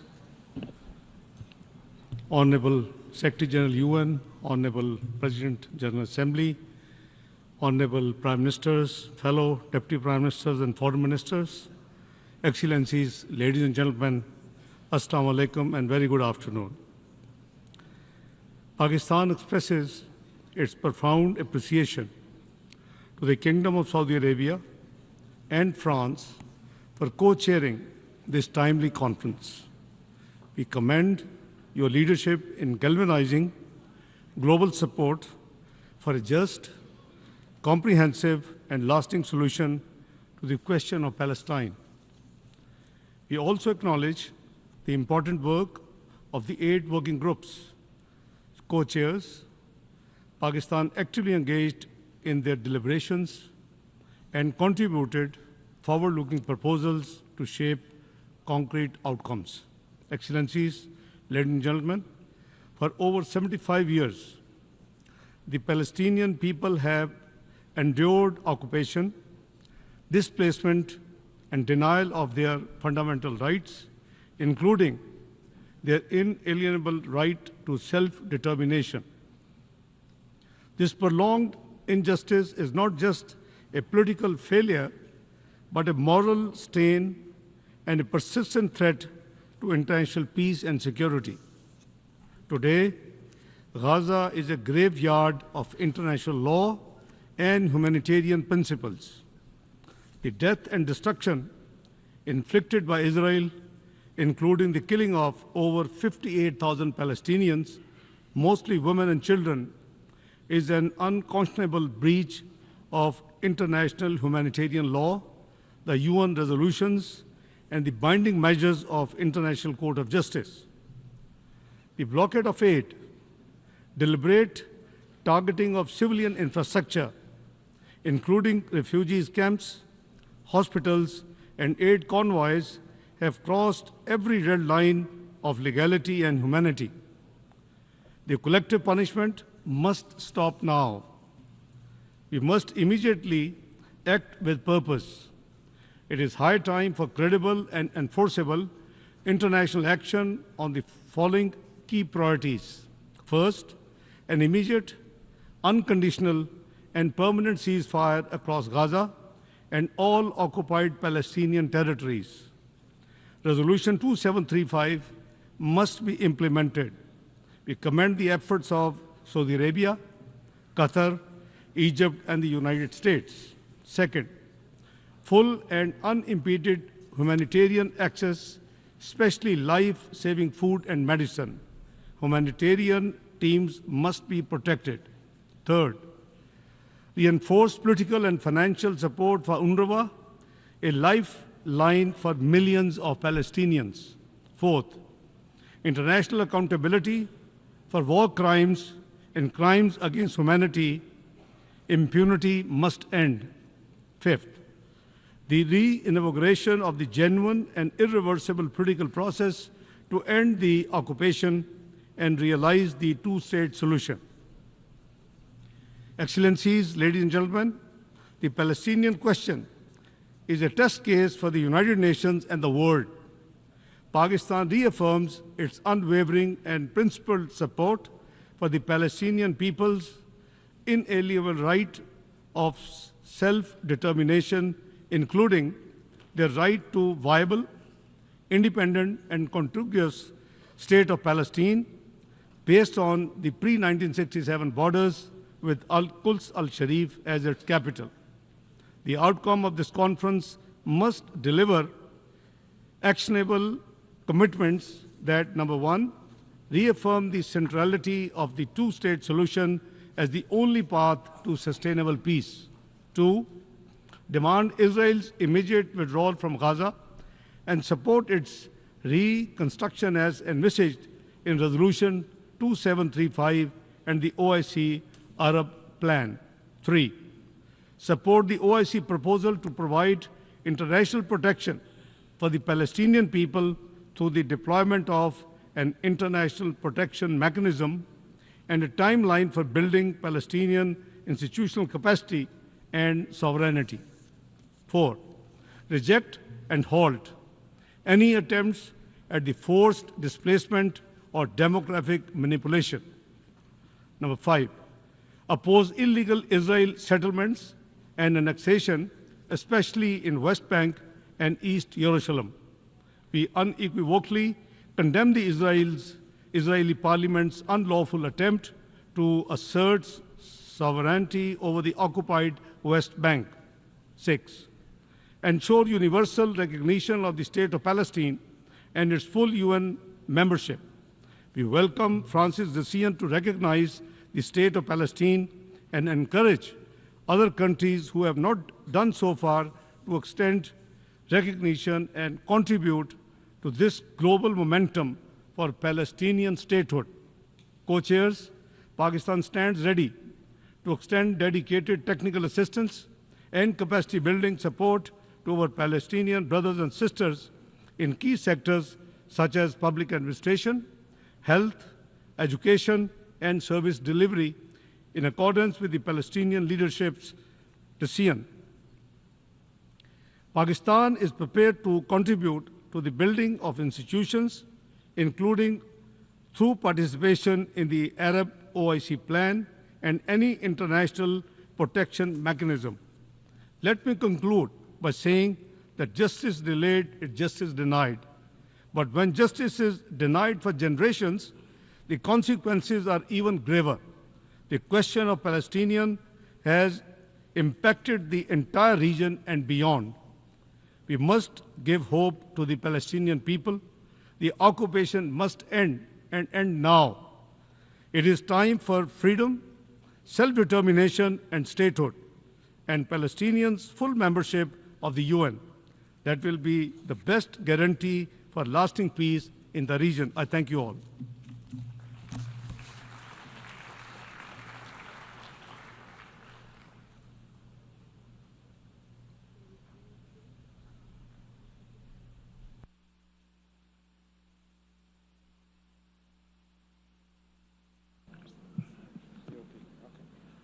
Je remercie. I thank the Deputy Prime Minister and Minister of Foreign Affairs of the Republic of Pakistan, and I now give the floor to the representative of the European Commission.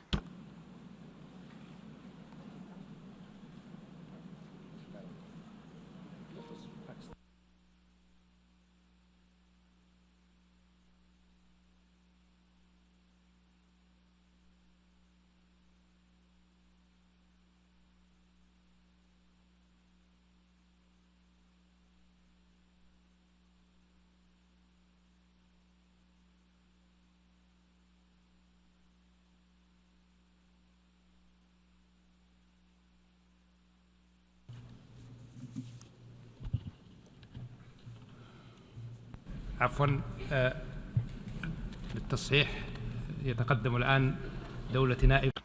Correction. We now give the floor to the Deputy Prime Minister and Minister of Foreign Affairs of Iraq. Thank you, President, Excellencies, ladies and gentlemen.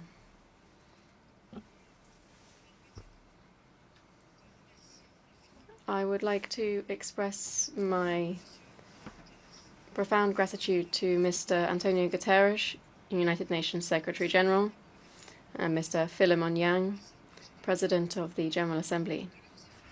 We thank them for their efforts. We welcome the efforts made by His Excellency Faisal bin Farhan Al Saud, Minister of Foreign Affairs and for the Kingdom of Saudi Arabia, and Mr. Jean-Noël Barrot, Minister of Foreign Affairs of France.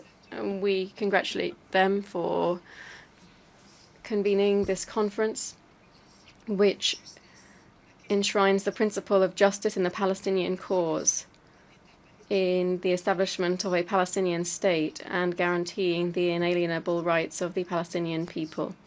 Ladies and gentlemen,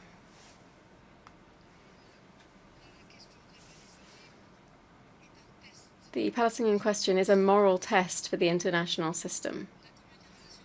The international community has sometimes shown signs of bias, and yet double standards doesn't contribute to building peace. The international community must henceforth support peace. The first step in that direction must be an immediate and unconditional ceasefire in the Gaza Strip. The delivery of humanitarian aid to the besieged and those in need, the wounded, without conditions or obstacles. The lifting of the blockade and the full provision of protection to civilians. Ladies and gentlemen, this conference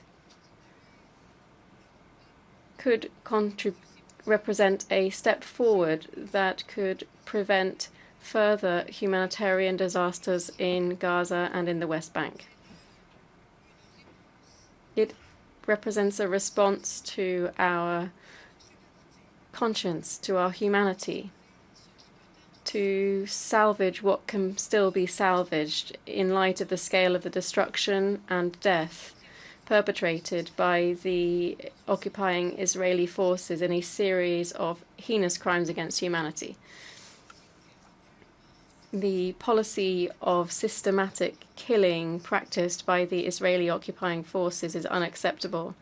The policy of genocide and apartheid is unacceptable. Forced displacement, forced transfers is unacceptable. Starvation of the population is unacceptable.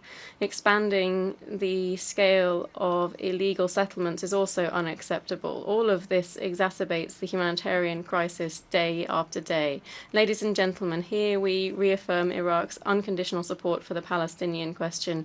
This is a just and rightful issue. This is the basis for stability in the region. We call on the international community, particularly those states having an influence, to shoulder their moral and legal responsibilities.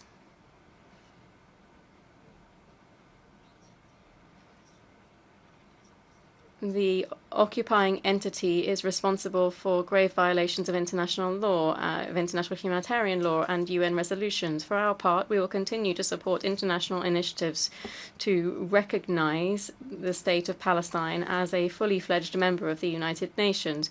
We stand ready to participate in any regional or international effort to support the rights of the Palestinians and to bring an end to the occupation.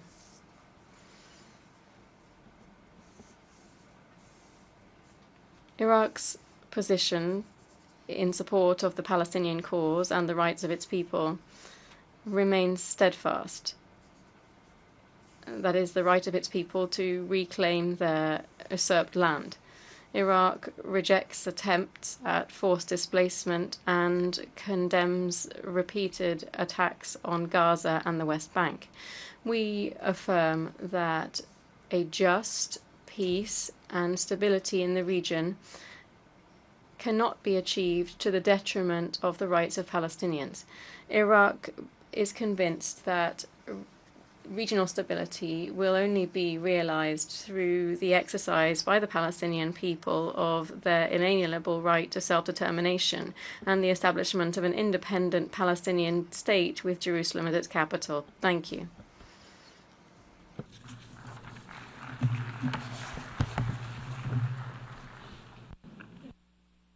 Je remercie le vice-premier ministre. I thank the Deputy Prime Minister and Minister of Foreign Affairs of Iraq, and I now give the floor to His Excellency Tarek Mitri, Deputy Prime Minister of Lebanon.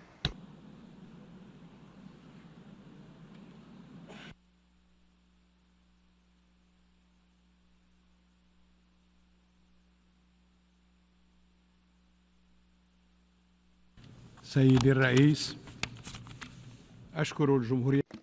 Mr. President, I thank the friendly French Republic and the brotherly Kingdom of Saudi Arabia for calling for this high-level international conference for the peaceful settlement of the question of Palestine and the implementation of the two-state solution in support of the Palestinian people and in affirmation of their legitimate national rights and the establishment of their independent state as a path for just and comprehensive peace. Mr. President, since the Nakba, Palestine has been suffering tragedies year after year and month after month. Occupation, uprooting, displacement, and exile. These crimes are multiplying before our own eyes in Gaza. The occupier persists in siege, killing, starvation, and ethnic cleansing. It rides roughshod over international law and international humanitarian law. We are therefore called upon to work together and quickly to stop the massacre and to protect the credibility of international law, which is being questioned by those who believe in rights in the face of the arrogance of power. Mr. President, it is no secret that the milestones of the road to political solutions are well known. They were written by the international community with UN ink, and they have been engraved on the walls of this international organization. Resolutions adopted by the Security Council, the General Assembly, and the International Court of Justice have established the illegality of occupation and its practices and have called for a two-state solution. Arab leaders called for a permanent and comprehensive solution to the conflict, including the establishment of a Palestinian state on the borders of the 4th of June 1967 with East Jerusalem as its capital, in exchange for peace with Israel. This position has not changed since the 2002 Beirut summit that was initiated by the brotherly Kingdom of Saudi Arabia. Lebanon remains firmly committed to the Arab Peace Initiative, including the right of Palestinians to return to their homes. Mr. President, on behalf of Lebanon, I thank His Excellency the President of the French Republic, Mr. Emmanuel Macron, for his announcement of the recognition of the Palestinian state next September on the sidelines of the 80th session of the United Nations General Assembly. We highly appreciate France's principal position, which has been pursuing a policy that respects the principles of international legality and international law. I also commend the firm principled position of His Highness Prince Mohammed bin Salman, Crown Prince of the Kingdom of Saudi Arabia, who stressed the need to establish a Palestinian state as a condition for a just peace, which gives the Palestinian cause support in the face of the alarming recent escalation that we're witnessing in the Palestinian territory, including settlement, legalizing settlement, killing, displacement, and systematic destruction of educational, social, and relief institutions, foremost of which is UNRWA.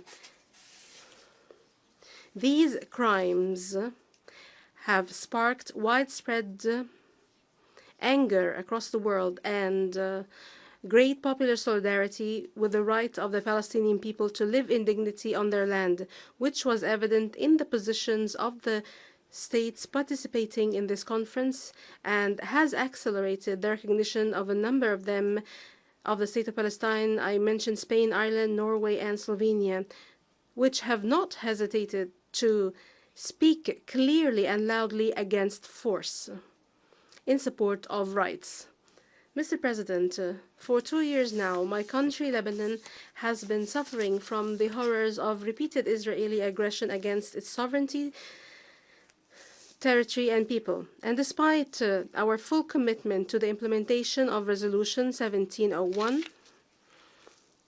and despite Lebanon's commitment to the arrangements for the cessation of hostilities agreed upon in November 2024, and despite the Lebanese armed forces assistance provided to UNIFIL forces to deploy along the Lebanese international border and making sure that only state has the monopoly on weapons south of the Litani River. And despite all the effort made by the President of the Republic, the Prime Minister, and our government to reach a state of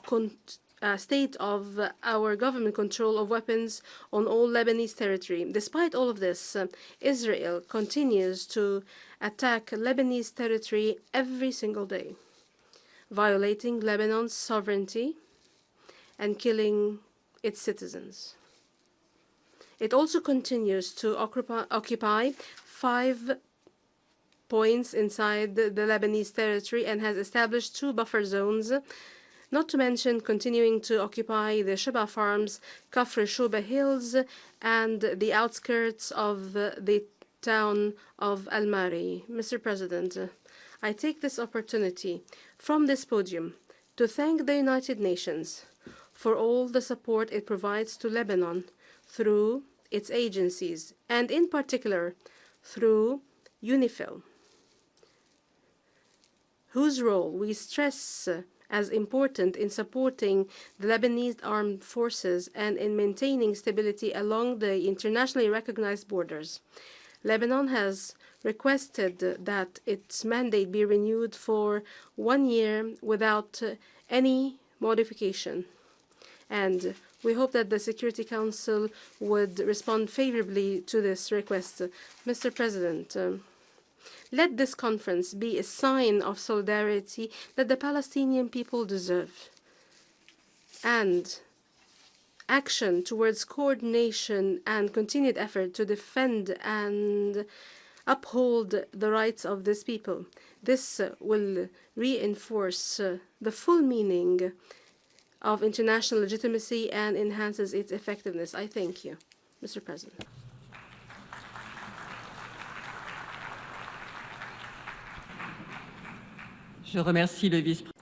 I thank the Deputy Prime Minister of Lebanon for his statement. I now give the floor to Her Excellency Anita Anand, Minister for Foreign Affairs of Canada.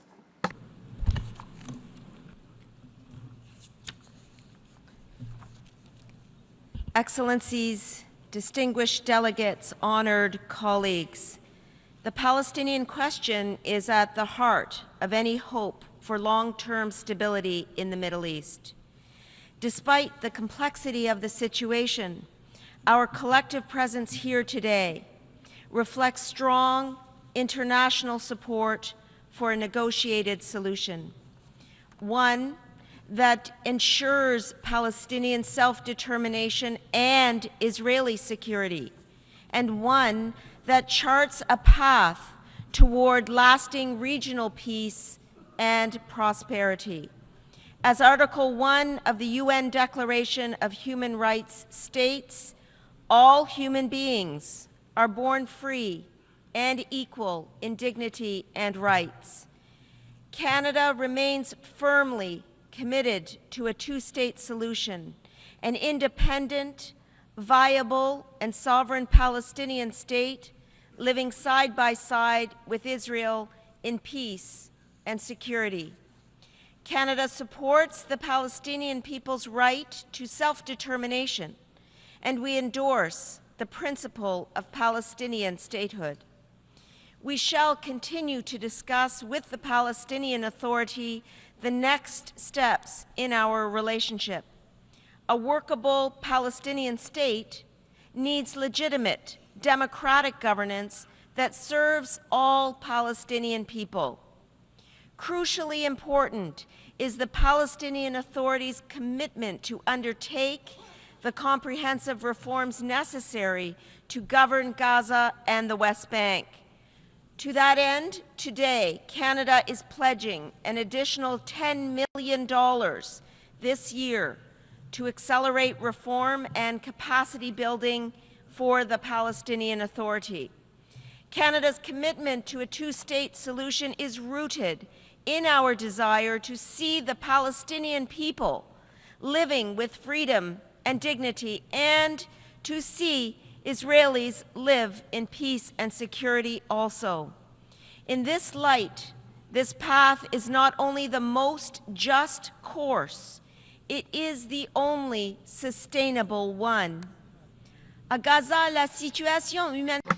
The humanitarian situation in Gaza is disastrous. Numerous Palestinians are dying from hunger.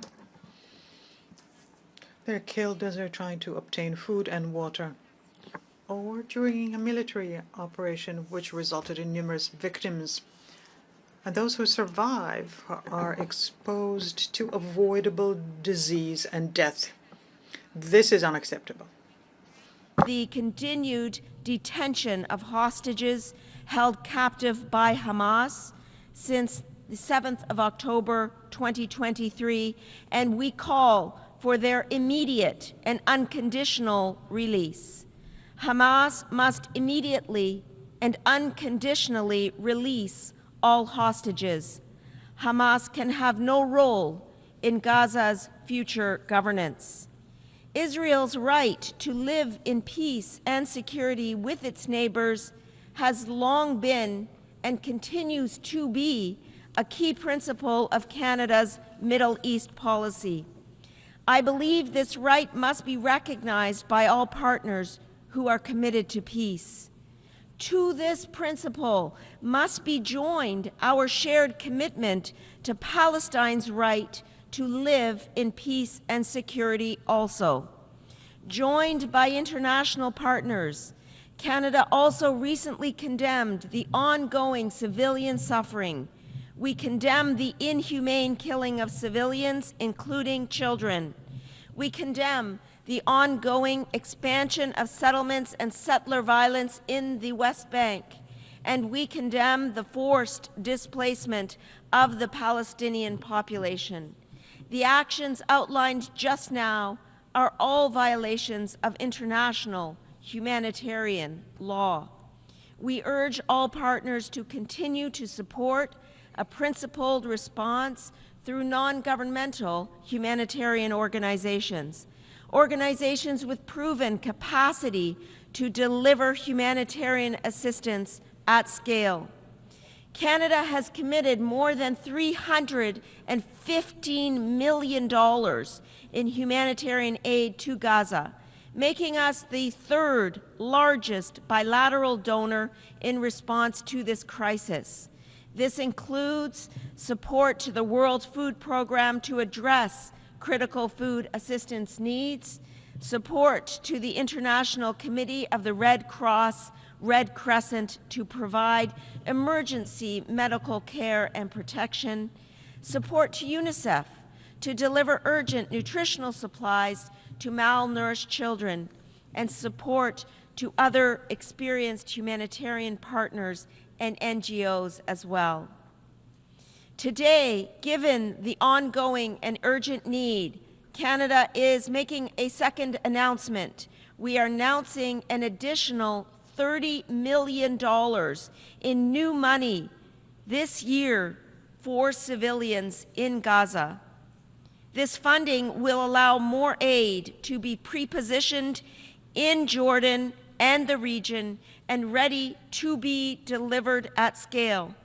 We thank, in particular, Jordan for their support in ensuring that our aid can pass through the Jordanian corridor. Aujourd'hui, compte tenu des... Today, given the continued needs, we announced $30 million in additional money for the Palestinians in Gaza. This is for the purpose of pre-positioning assistance in the region so as that can be supplied at a scale as soon as logistics allow. Medical aid to reach those in need, humanitarian partners must be granted safe and unhindered access to civilians in Gaza. But how do we get to a place where recovery and healing can begin? Canada sees this conference as a reaffirmation of principles and a call to action. A lasting political solution requires a permanent ceasefire to begin the hard work of rebuilding institutions, restoring trust, and the conditions for a viable two-state solution. In this regard, Canada commends the effort of Qatar, Egypt, and the United States in looking to secure a ceasefire. No durable solution can emerge without all parties at the table. The Government of Canada will be present with humanitarian aid, and we will play a leading role in building bridges to more aid for Gaza with our international partners. Merci beaucoup. Thank you so much.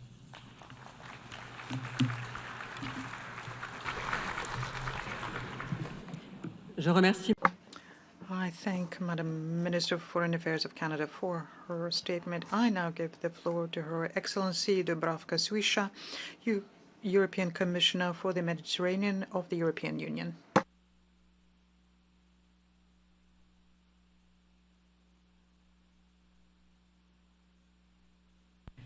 Excellencies, dear Secretary General, we salute the historic initiative of United Nations and France and the Kingdom of Saudi Arabia to convene this conference. The European Union is fully committed to achieving lasting peace in the Middle East region, our immediate neighborhood. We support the two-state solution in accordance with international law. We want to see Israel and Palestine living side by side in peace and security within recognized borders. Let me first address the situation in Gaza. Since the 7th October terrorist attacks on Israel, the world has been witnessing an unprecedented tragedy. The European Union continues to call for a ceasefire, the release of all hostages, a swift flow of humanitarian aid, and disarmament of Hamas. We appreciate the mediation activities from Egypt and the United States and Qatar. We are also acting. The European Union has committed, or we have provided, 500 million euro of humanitarian aid since 2023. But this is not enough. European Union agreement with Israel on humanitarian access to Gaza was an important step, but it needs to be fully implemented. Israel should lift its blockade on Gaza. Not only do we need more trucks, more crossing points, and more fuel, we also need a safe and unhindered distribution. My second message is we must support the Palestinian Authority. The two-state solution can only be achieved with a reformed and revitalized Palestinian Authority. We have been a long-term partner in delivering concrete and wide-ranging support to the Palestinian Authority and its reform agenda. I'm pleased to inform you today that the Palestinian Authority has already delivered on key milestones. We welcome the announcement of presidential and general elections within a year across Palestinian territory, and for that purpose passing the expected party law. On my end, I'm proud to underscore that the European Union will support the Palestinian Authority to the level of 1.6 billion euro for next 3 years. In June, we already disbursed 202 million euro for food, salaries and hospitals, also linked to structural reforms. 2 weeks ago, the European Investment Bank has approved 400 million euro in loans.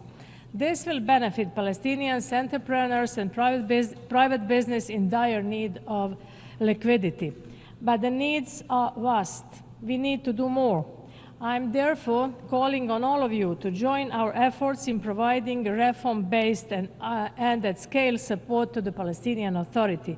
To facilitate this task, I'm currently working to set up a Palestinian donor group where financial support can be coordinated. It will happen soon.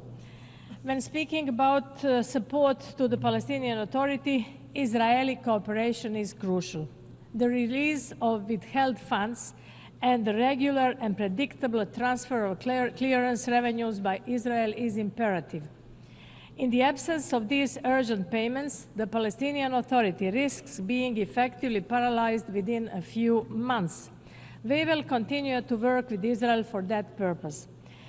We also need to look ahead and think about reconstruction. We are ready to provide further assistance when conditions are met, and we welcome efforts in this direction of the Arab Plan for Gaza reconstruction. We stand ready to facilitate discussions on the day after the ceasefire. We could do this with our partners. Let me reiterate, the only horizon is political, and it is a two-state solution. Recognition of a Palestinian state is not a prerogative of the European Union, but of its member states. But we will continue to support the Palestinian Authority in its ambition to exert the abilities of a state. There should be no impunity to settlers' violence against Palestinian civilians. We have sanctioned violent settlers twice, and we are examining a third package of sanctions. Alongside a Palestinian state, we need a safe state of Israel. There can be no compromise on this. Terrorism cannot prevail. Hamas must be fully disarmed and cannot be part of any solution in Gaza. The European Union has welcomed the Abraham Accords as a positive development for regional stability and cooperation. Concrete commitments to regional integration and the regional security architecture are part of the unprecedented peace package that the European Union and the Arab League have co-chaired in the context of this conference. Civil society should be fully associated, as it has a fundamental role to shape a new narrative, to fight incitement and promote dialogue. We need also to hear the voice of women. The European Union is working in support of these efforts. Dear Excellencies, this conference is about taking concrete steps forward. In fact, there is already a follow-up mechanism in place to implement the concrete action agenda, the Global Alliance for the Implementation of the Two-State Solution. And we should mandate the Global Alliance to do so. The European Union remains available and ready as a neighbor and as a major partner to both Israel and the Palestinian Authority to work actively to end the war and towards the two-state solution. Thank you so much.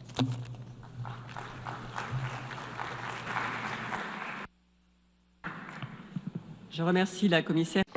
I thank the European Commissioner for the Mediterranean for a statement. I now give the floor to His Excellency Mauro Luis Vieira, Minister for Foreign Affairs of Brazil.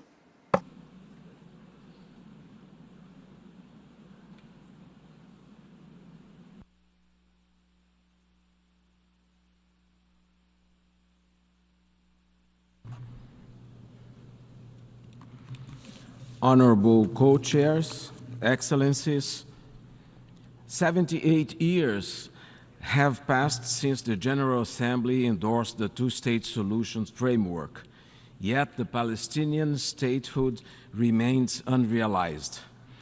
Brazil played a key role in that historic decision.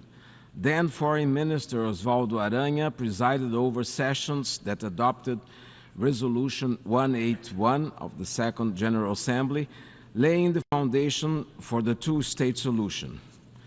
Brazil's position has since remained firmly anchored in this legal framework.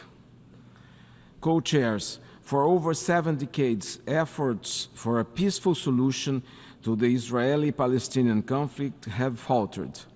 What has prevailed is an ever-growing illegal occupation and the continued denial of the Palestinian people's right to self-determination. Not only have the Palestinians waited far too long to build their state, they now face the prospect of it becoming ever more distant. In the past 2 years, we have borne witness to intolerable daily violations of human and humanitarian rights in Palestine. These abuses are not confined to Gaza, where haunting images of skeletal children starving to death flood our screams to our horror, and civilians are gunned down while desperately waiting in line for food. Gaza is where homes, hospitals, schools, and places of worship lie in ruins, where women and children are massacred, where journalists and humanitarian workers are caught in the crossfire. It's also where the essence of our humanity is being buried. Meanwhile, illegal settlements continue to expand, and extremist settler violence in the West Bank has reached unprecedented levels. In recent days alone, we have witnessed a young Palestinian beaten to death, the Church of St. George set ablaze, and the desecration of the Byzantine cemetery. These are not isolated incidents, but a systematic strategy of dispossession and collective punishment. Honorable co-chairs, Brazil will not condone continued impunity. Hearing the global cry for justice, Brazil announces the following measures. The intervention of Brazil in the International Court of Justice case brought by South Africa under the Genocide Convention. The investigation and tighter control of imports from illegal settlements and other unlawful occupied lands. The continued denial of defense exports to Israel in accordance to the Arms Trade Treaty. The support for a UN-led international verification mission to monitor compliance with international law and a mechanism modeled after the Special Committee Against Apartheid. Technical support for the Palestinian Authority in key state-building areas as per their need. The continued support for UNRWA's activities, including taking up the presidency of its advisory commission. Ensuring a principled distinction between legitimate criticism of state policies and practices affecting Palestinians and anti-Semitism, following recommendations of UN Special Rapporteurs. Co-chairs, the key step toward making the two-state solution viable is recognizing the state of Israel, the state of Palestine. Recognition is a sovereign act, and in this case, a moral obligation. Virtually all Latin American and Caribbean countries, including Brazil, since 2010, recognize the state of Palestine, as do most African and Asian countries. As we commend France for joining the 70% of UN members, Brazil underscores that non-recognition only normalizes an illegal and unjust reality marked by occupation, systematic discrimination, the commission of war crimes, crimes against humanity, and potentially genocide. Recognizing Palestinian sovereignty strengthens its legitimacy, and the Palestinian case for full UN membership. Member states must also act to halt illegal settlement activity, end forced displacement, lift the blockade on Gaza, restore full Palestinian sovereignty over its territory, ensure accountability and reparations, and establish a UN-monitored demilitarized buffer zone.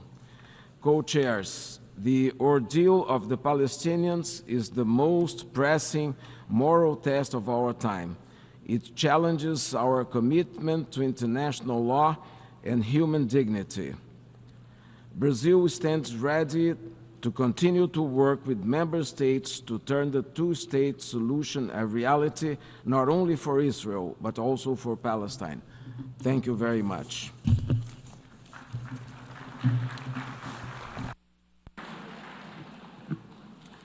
Je remercie.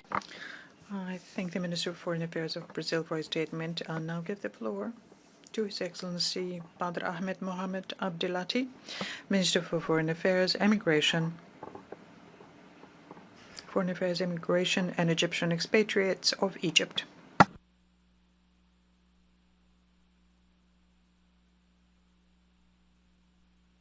Bismillah ar-Rahman ar-Rahim. In the name of God, most compassionate, most merciful, Your Highness Prince Faisal bin Farhan, Minister of Foreign Affairs of the Kingdom of Saudi Arabia, Your Excellency Jean-Noël Barrot, the Minister of Foreign Affairs of the French Republic, Your Excellencies, distinguished ladies and gentlemen.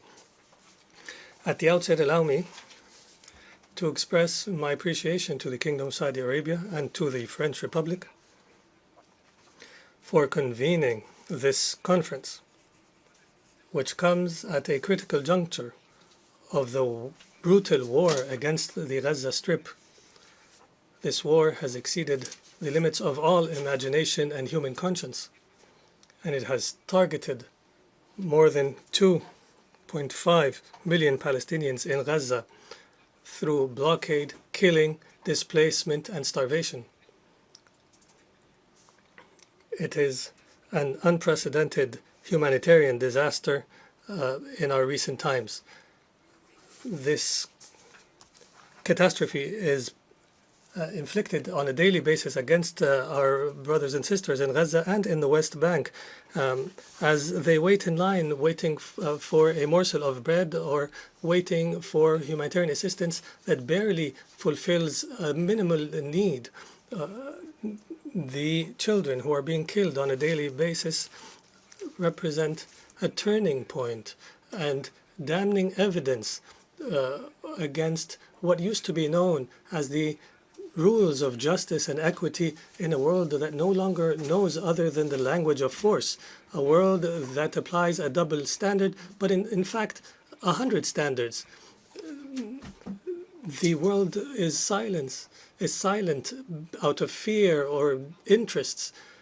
The death distribution mechanism adopted by the occupying power to satiate the hungry has become an embodiment of the futility of international efforts in this dark phase of human history.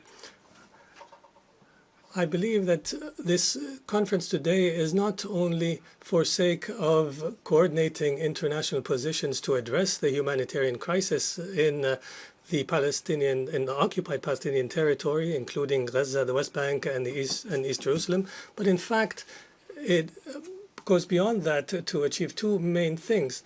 One, the collective efforts to address the root causes of this crisis through revival of the two-state solution as the only means to end the conflict and to establish regional security. The second is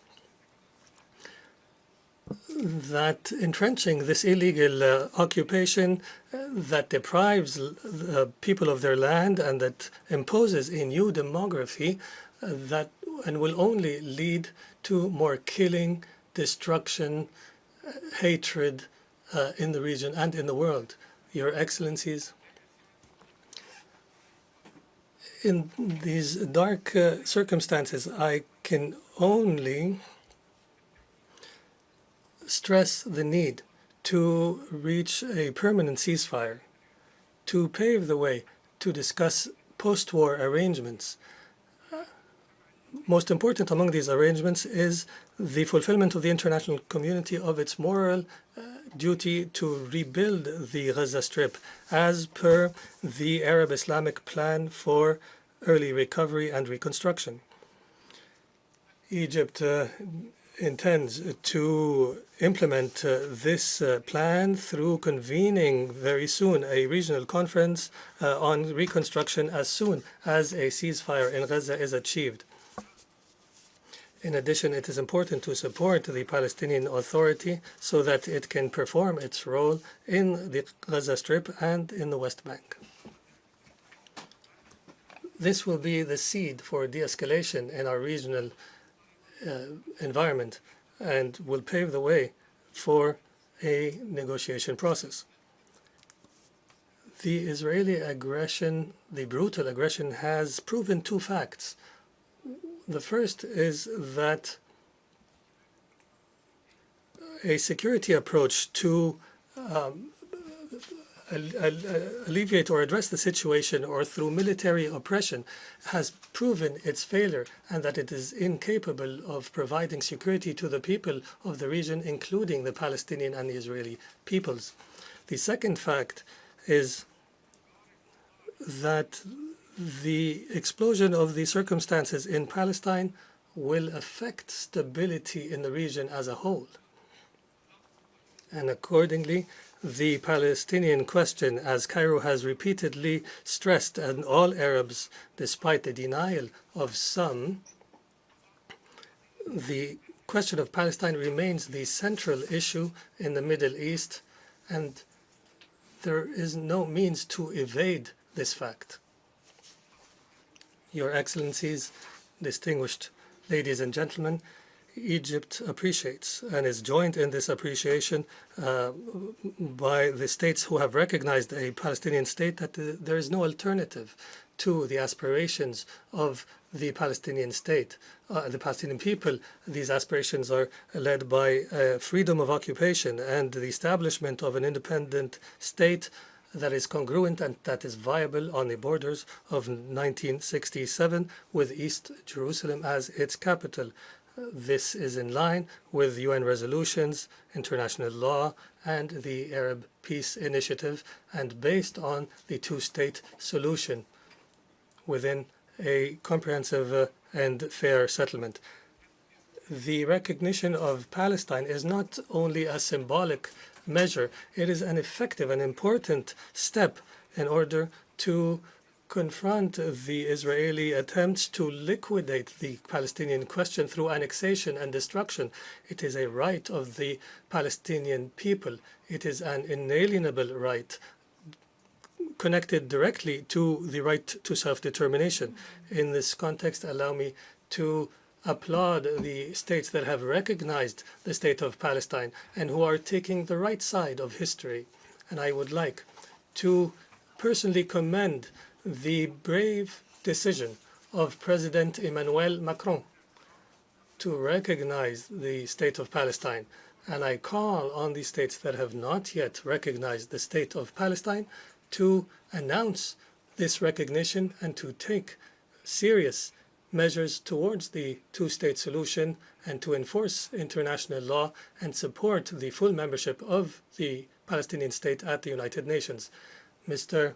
President, as we face grave challenges, we call on you to support the following measures. First, supporting the efforts to end the aggression against Gaza and to reach a deal for a ceasefire and an exchange of hostages and prisoners and unhindered humanitarian access. Second, enabling the United Nations and the UNRWA agency to operate in Gaza. Third, supporting the efforts of the Palestinian Authority and allowing it to return to Gaza in order to guarantee the unity of Palestinian territory. Fourth, supporting the efforts to implement the Arab Islamic plan for early recovery and reconstruction in Gaza and providing the necessary means in order for Gaza to be viable once again, and working in order to end the systemic violations of Israel in Gaza, including the policies of annexation and settlements. Finally, creating a political prospect and launching a negotiation process in order to reach a just and lasting peace and to implement the two-state solution and end the Israeli occupation of occupied Arab territory. Egypt stresses the need for Israel to commit to withdrawal from the territory it has occupied on the 4th of June 1967 and end its unilateral measures, most important of which is the settlement as per international law and international humanitarian law, Security Council resolutions, taking into consideration that the Israeli policy of creating a new reality on the ground fully undermines the establishment of a Palestinian state and the two-state solution that is recognized by the international community as a basis for resolving the Israeli-Arab conflict. In conclusion, I would like to reiterate that the coexistence of the people in the region and the cooperation in the region is a dream we all share. And Egypt has worked towards this dream through its peace treaty with Israel in 1979. However, this dream will not become a reality so long as the attempts of using force and imposing a reality in these relations by Israel continues. And the chaos and the impunity in the Middle East, which justifies for Israel its actions and its crimes, our goals will not be achieved except through respect for international law, justice, and equity. I call on you to cooperate in order to change this dark and painful reality in the region and to build on the outcome of this conference in order to achieve a comprehensive and just peace for all people in the region. Thank you very much. Je remercie le ministre. I thank the Minister for Foreign Affairs, Immigration and Egyptian Expatriates of Egypt, and I now give the floor to His Excellency Mr. José Manuel Álvarez Bueno, Minister for Foreign Affairs, European Union and Cooperation of Spain.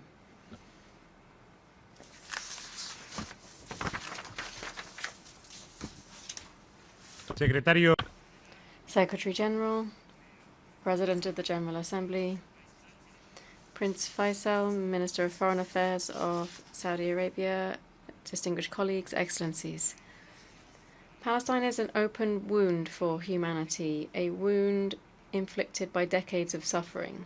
The first United Nations peace mission in 1948 was specifically in Palestine.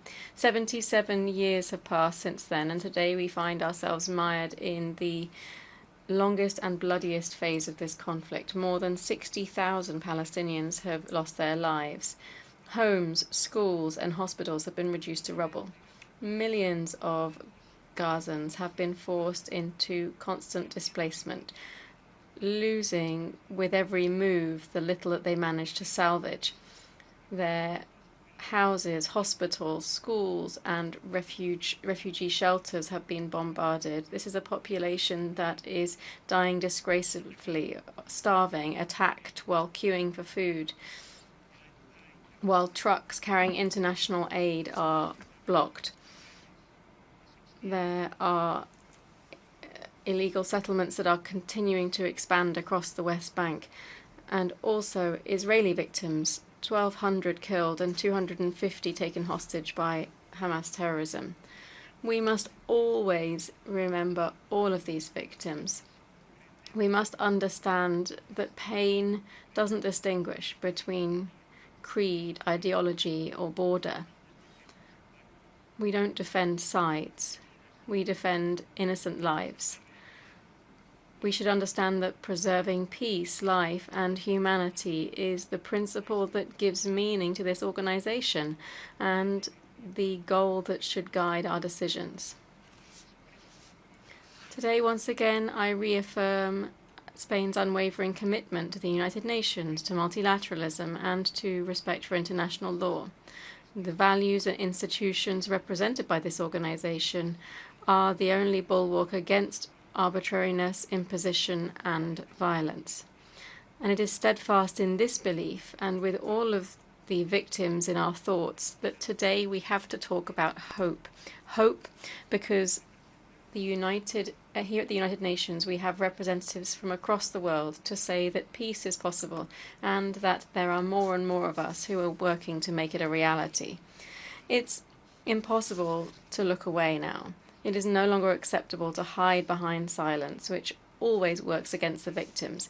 That is why Spain recognized the State of Palestine in May 2024 and proposed the idea of an international conference to begin laying the foundations for the two-state solution, to begin to build a future of peace for Israel and for Palestine.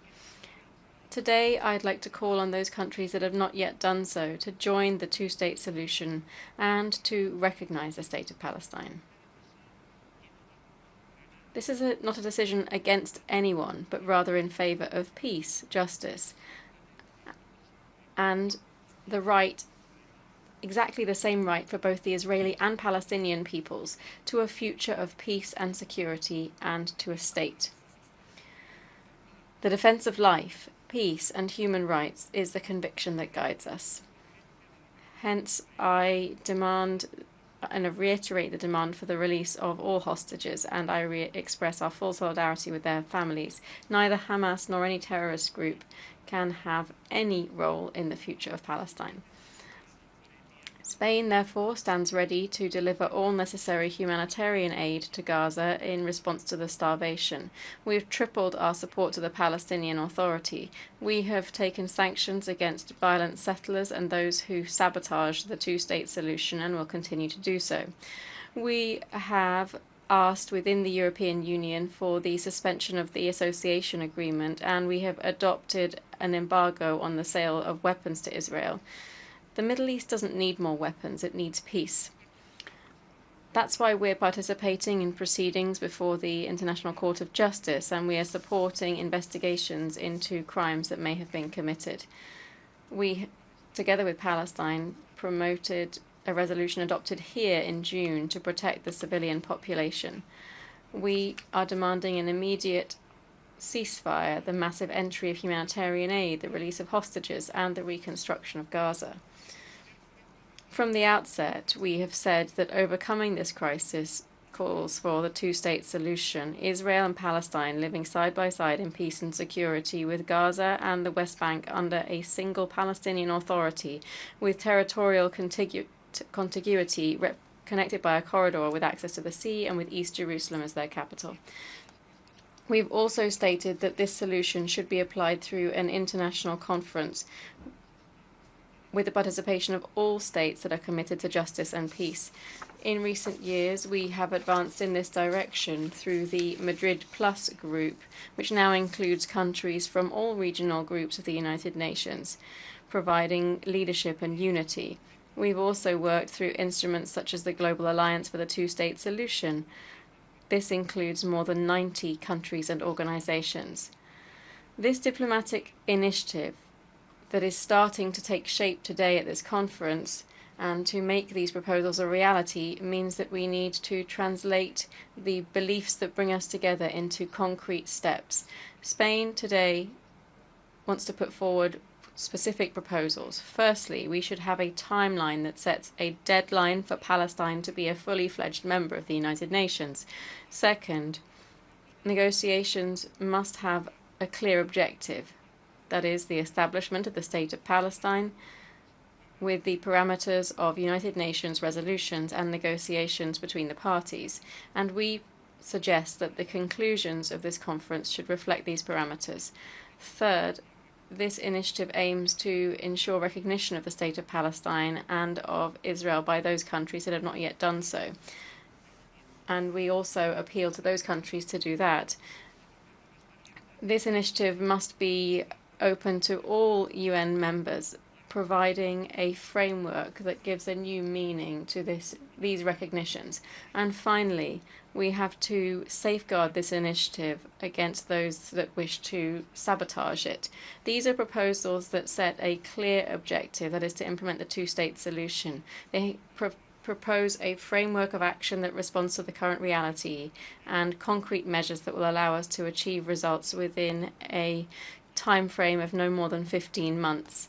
Spain is working for a collective vision that will set a path towards peace in the Middle East.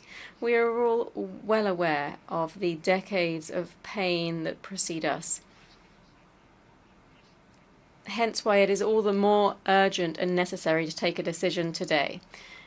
Now is the time to fulfill the promise that gave meaning to this organization. It's time to unite for peace, and above all, it is time to close the wound that humanity has with Palestine and to deliver justice to the Palestinian people through peace and security to all in the Middle East.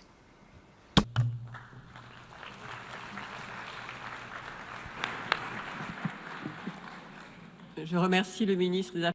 I thank the Minister for Foreign Affairs, European Union and Cooperation of Spain, and I now give the floor to His Excellency Mr. Espen Barth Eide, Minister for Foreign Affairs of Norway.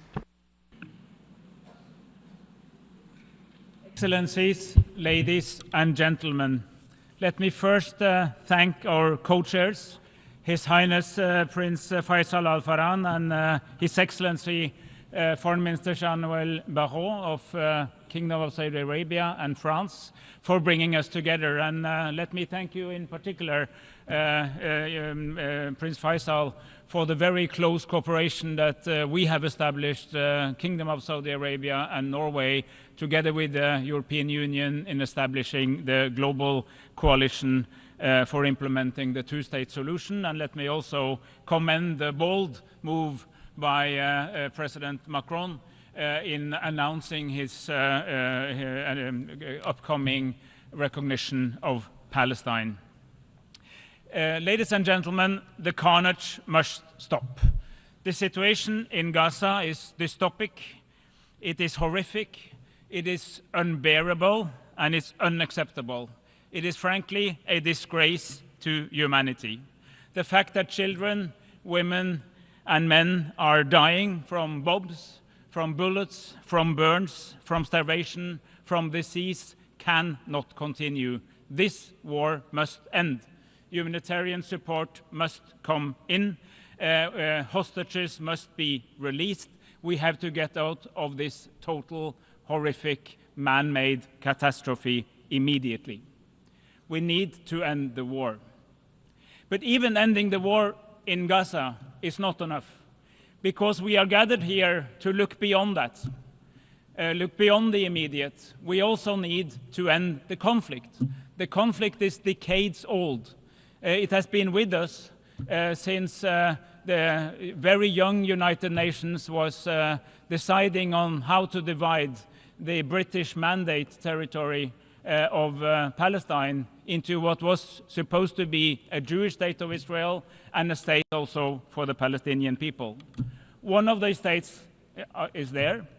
We recognized Israel in 1949, and we were happy that Israel was established as the expression of the long dream of establishing a Jewish homeland. But the other state never came around. Working for ending the conflict is also about fulfilling this promise, which was never completed, never fulfilled, which is an integral part of the history of the world and the history of our United Nations. It's an obligation that we share, and it's an obligation on which we now have to deliver. As the Secretary General very well said, it's about the right to self-determination, which applies also to the Palestinian people, as it does to other peoples of the planet. And as the highest court in the world, the UN Court, International Court of Justice, has very clearly established, Israel's occupation is illegal. It has to come to an end. And the recent decision in the Israeli Knesset of annexing part of the occupied territory is hence a blatant violation of international law. International law and rules only are rules if they apply to all people all of the time. If they only apply to some people some of the time, it is rather a menu from which we choose our arguments to punish our adversaries, but they are not rules. And a very integral part of Norway's approach to this and to so many other conflicts is that international law, international human rights law, international humanitarian law apply to all people in all circumstances all the time. Otherwise, we do not have a world community of principles. And these principles are frankly being made a mockery of in what's happening in Gaza at this time. We also have an obligation to prevent genocide. And while the International Court of Justice has not expressed a final conclusion in the genocide case, it has advised Israel very clearly, according to Article 2 of the Convention to Prevent Genocide, that it has obligations for avoiding anything that could lead in that direction, but also the rest of us, all of the states, that we are in no way contributing to anything that could lead to such an outcome. We take that seriously. Norway has no arms sales to Israel. We have targeted sanctions that we have established with like-minded countries on specific ministers in the Israeli government. We are moving from a strong warning to outlawing trade with settler activity on the occupied territories, and we're also working with colleagues to take other measures to underline these principles. We also work very intensively on the issue of humanitarian delivery. The current model simply does not work. It is both a violation of key humanitarian principles of separation between military and political targets and the delivery of aid, and on top of that, it frankly does not work. Ladies and gentlemen, I come from Norway, I come from Oslo, and Oslo is also associated with the Oslo Accords. There were many good things about the Oslo Accords of 1993, which, by the way, followed from the Madrid conference in 1991, at a time of hope, a time of opportunity in the international community. The idea was to build the Palestinian state bottom up, to try to establish institutions, build the apparatus of a state as we were solving the outstanding issues, and then eventually come to the place where we could actually establish and recognize a Palestinian state. And all these years, we were aiming for recognition, but as the outcome of a process rather than a contribution to a process. There was one flaw, and I say that as somebody who comes from Oslo and hence have been involved in all this for many years. One big flaw, but that's a serious flaw. There was no sanction or no consequences for non-action. So we basically installed a system in which that party that at any given time wanted to see least change, least progress or no change, to simply by not turning up to the meeting, by not engaging in the process, to stall it. This was a major flaw. And when we, together with Spain and Slovenia and Ireland, decided to recognize Palestine as a state in May last year, it was the conclusion of a long reflection on the fact that there was actually no process to wait for. There was no real talks that could lead to an agreed settlement. We need to change the paradigm. I'm very happy we did that, and I very much appreciate that more countries are following. And frankly, it does not feel very lonely. Right now, 149 of the 193 member states of the UN have recognized the state of Palestine. With France, that makes 150. It's not a lonely club, it's the majority of countries. But it would be really, really good if we saw more announcements as we come to the General Assembly. And what I hear from meetings today is that is very likely to happen. We know very well that recognizing the state of Palestine does not magically establish a state in practice. We have known that all the time. But it's part of a broader process. We need universal recognition. We need to invest and support and help build and reform and develop the institutions of Palestinian government. and Palestinian governance, and we work very concretely on that, including in the working group of the economy of Palestine that we have been co-chairing in this conference together with Japan. We also welcome the willingness of many of the Arab states, led again by Saudi Arabia, of normalizing relations with Israel when time is ripe. And we welcome the statement by many countries of the region that they want to contribute to security guarantees for Israel and for Palestine alike when we get there. This is a broad package, and this is the strategy for how we can actually go from statements to real action. So I encourage further development of this thinking. But I also want to come with a warning. The Palestinian institutions that were established more than 30 years ago are being eroded as we speak. Both by settler activities, settler violence, a lot of Israeli activity in the West Bank that is undermining their capacity to deliver, but also a serious economic shortage. We announced today, and I in my meeting with Prime Minister Mustafa, I announced an additional $20 million for budget support. I encourage others to do the same, but I also very strongly encourage Israel to deliver the arrears of clearance revenues that they are obliged to do towards Palestine. This is a significant part of the income of the Palestinian government in Ramallah, and ability to pay salaries to the teachers and doctors and nurses and the people that are necessary for running the Palestinian Authority. At the very end, Chair, I want to say that just as much as I and my country is a friend of Palestine, we are also a friend of Israel and the people of Israel. We disagree with many of the steps that are taken by the current government, but we want peace for the Israeli people. But we think that Israel at some point have to reflect on the existential question: how can you assure that you remain a state which has a Jewish identity, a Jewish majority, while also remaining a democratic state? And my view is that the only way to ensure that in the long term is to accept that there must be a Palestinian state living beside it. And I think that the process of non-negotiation, the assumption that there was a process, has postponed that reckoning, but I think that reckoning has to happen. We are willing to support both peoples as they move towards what can be real peace.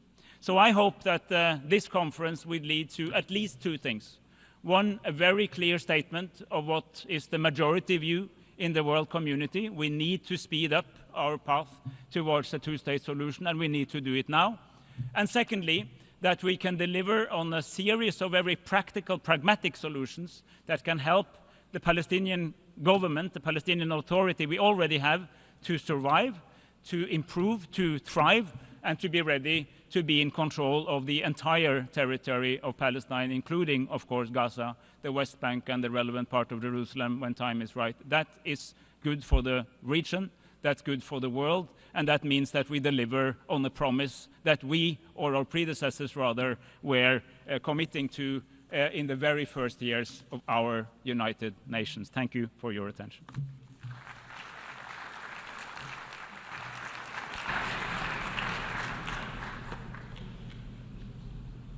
I thank the Foreign Minister of Norway for his intervention. And now I welcome His Excellency Yassine Fall, the Foreign Minister of Senegal.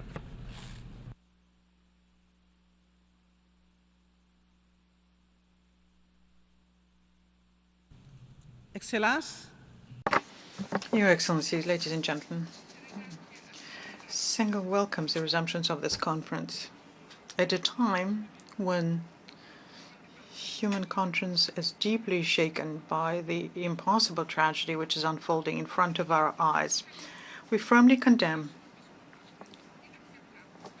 the disproportionate and unacceptable operation by Israel in Palestine, which in 20 months has resulted in humanitarian capacity and resulted in 58,000 dead and 139 wounded, without counting the thousands of people in the West Bank and 400 humanitarians, including UNRWA staff, who is indispensable on the ground, and their lives were lost as they were trying to save others.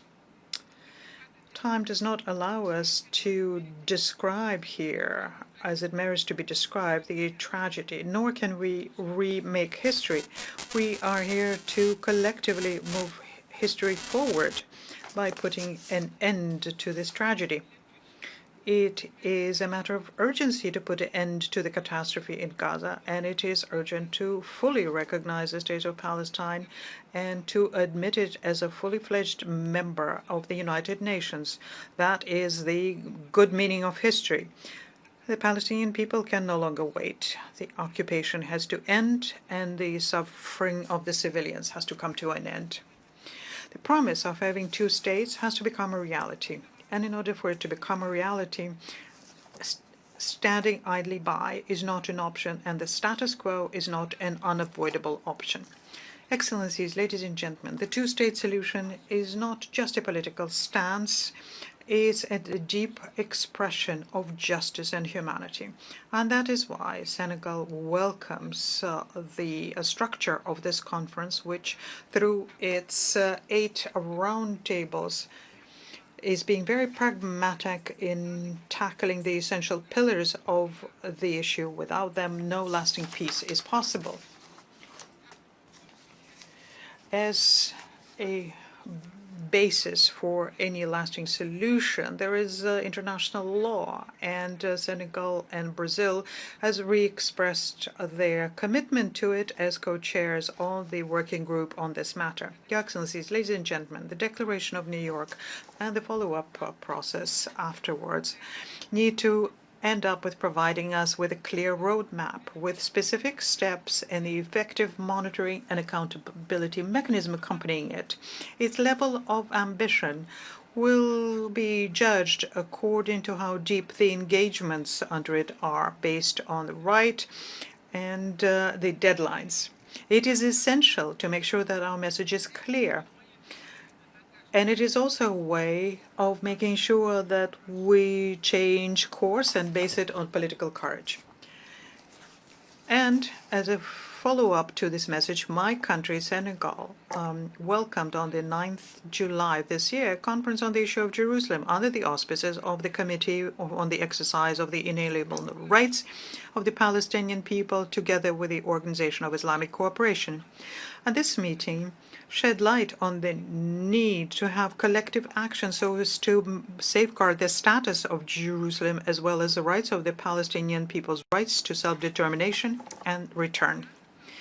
And the international community has to continue in this vein even more to ensure the equal sovereignty of the Palestinians and Israelis and the equal dignity of the two peoples.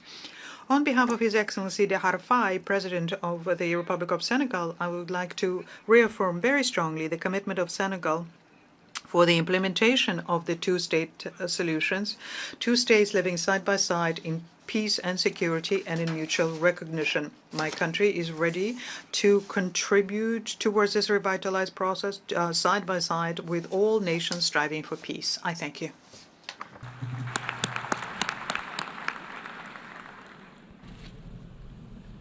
أشكر معالي وزيرة الخارجية وزيرة التكامل. I thank Her Excellency Minister for Foreign Affairs of Senegal, and I now give the floor to Mr. Merzouk, Minister for Foreign Affairs, African Cooperation, and Mauritanians abroad. In the name of God, the merciful and the compassionate. Your Highness, Faisal bin Farhan Al Saud, Minister of Foreign Affairs of the Kingdom of Saudi Arabia, Your Excellency Jean-Noël Barrot, Minister of Foreign Affairs of the French Republic, Your Excellencies, ladies and gentlemen, may the peace of God be upon you. It gives me pleasure to, at the beginning of the statement, to express on behalf of the Islamic Republic of Mauritania our deep gratitude to the Kingdom of Saudi Arabia and thank them for their earnest efforts to create an alliance in favor of the two-state solution and revitalize the political process on the issue of Palestine. I also would like to express thanks to the French Republic, the friendly country, the great role they are playing in this context, side by side with many states and regional organizations, in trying to move forward toward the practical way of having an international balance and have a just and lasting solution to the Palestinian issue. Ladies and gentlemen, the Palestinian cause for which we gather today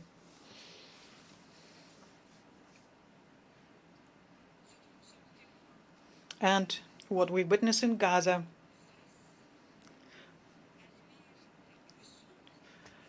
shows us the darkest image of human decadence, and we therefore have to, faced with that, we have to reaffirm our dual duty, both historic and moral, to protect and safeguard the rights, including the right to life, dignity, and peace, the rights to which the world has committed itself. And we hope that this horrendous situation we are witnessing today, both individually and collectively, will give birth to a new multilateral global order which is stronger and more effective.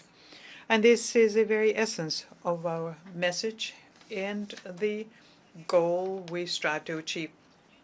Our meeting today reflects a growing awareness of the need to move from the expressions of principles and political commitment to practical and effective action that can put an end to the ongoing humanitarian tragedy unfolding in Gaza and in all of the occupied Palestinian territories. The current situation can no longer withstand delay. It requires the international community to fully shoulder its responsibilities and to do it through concrete measures that preserve what remains of human dignity and restores hope to a people worn out by suffering, dispersed by the war and destruction machine. This, in fact, amongst many of us at the international community, there is a conviction that political inaction is no longer an option, and delaying tactics only worsen crises, and that we must work together to draw up a roadmap that could be actionable based on international parameters, on humanitarian and ethical principles, which would restore international law and give voice to human conscience. This is vision that we would like to embody through this coalition that brings us together today. Your Excellencies, ladies and gentlemen, my country has constantly affirmed in all forums its unwavering commitment to a just and lasting solution to the Palestinian question, leading to the establishment of an independent Palestinian state with East Jerusalem as its capital, based on the June 4th, 1967 borders, as provided for by international law and relevant United Nations resolutions. This position has been repeatedly and unequivocally confirmed by His Excellency Presidents Mohammed Ul-Sheikh El-Ghazwani, and it is our stance that we share with all those who defend just humanitarian causes. It is the foundation of our alliance and coalition. We hold firmly to these principles, but we remain fully aware that any solution that does not respect the rights and dignity of the Palestinian people and that is not based on the legal and moral foundations will only impede a secure and stable future in the Middle East. And therefore, we hope that this meeting will become a turning point, which will embody a collective, strong collective determination, which will lead to a very firm and actionable roadmap supported by an effective mechanism for follow-up and coordination within our alliance. This will help us to speak with a unified voice internationally, strengthen international action for the two-state solution as the only viable path to achieving just peace in the Middle East and recognizing Palestine as a sovereign and a full member of the United Nations. I thank you. أشكر معالي وزير الشؤون الخارجية والتعاون الأفريقي والموريتاني. I thank His Excellency, the Minister of Foreign Affairs and Cooperation of Mauritania. We have listened to the last speaker this morning. I would like to thank the interpreters for their efforts and for having stayed with us after 6 p.m. I also thank the Secretariat. Our debate will continue tomorrow morning at 10 a.m. in this hall. The meeting is adjourned.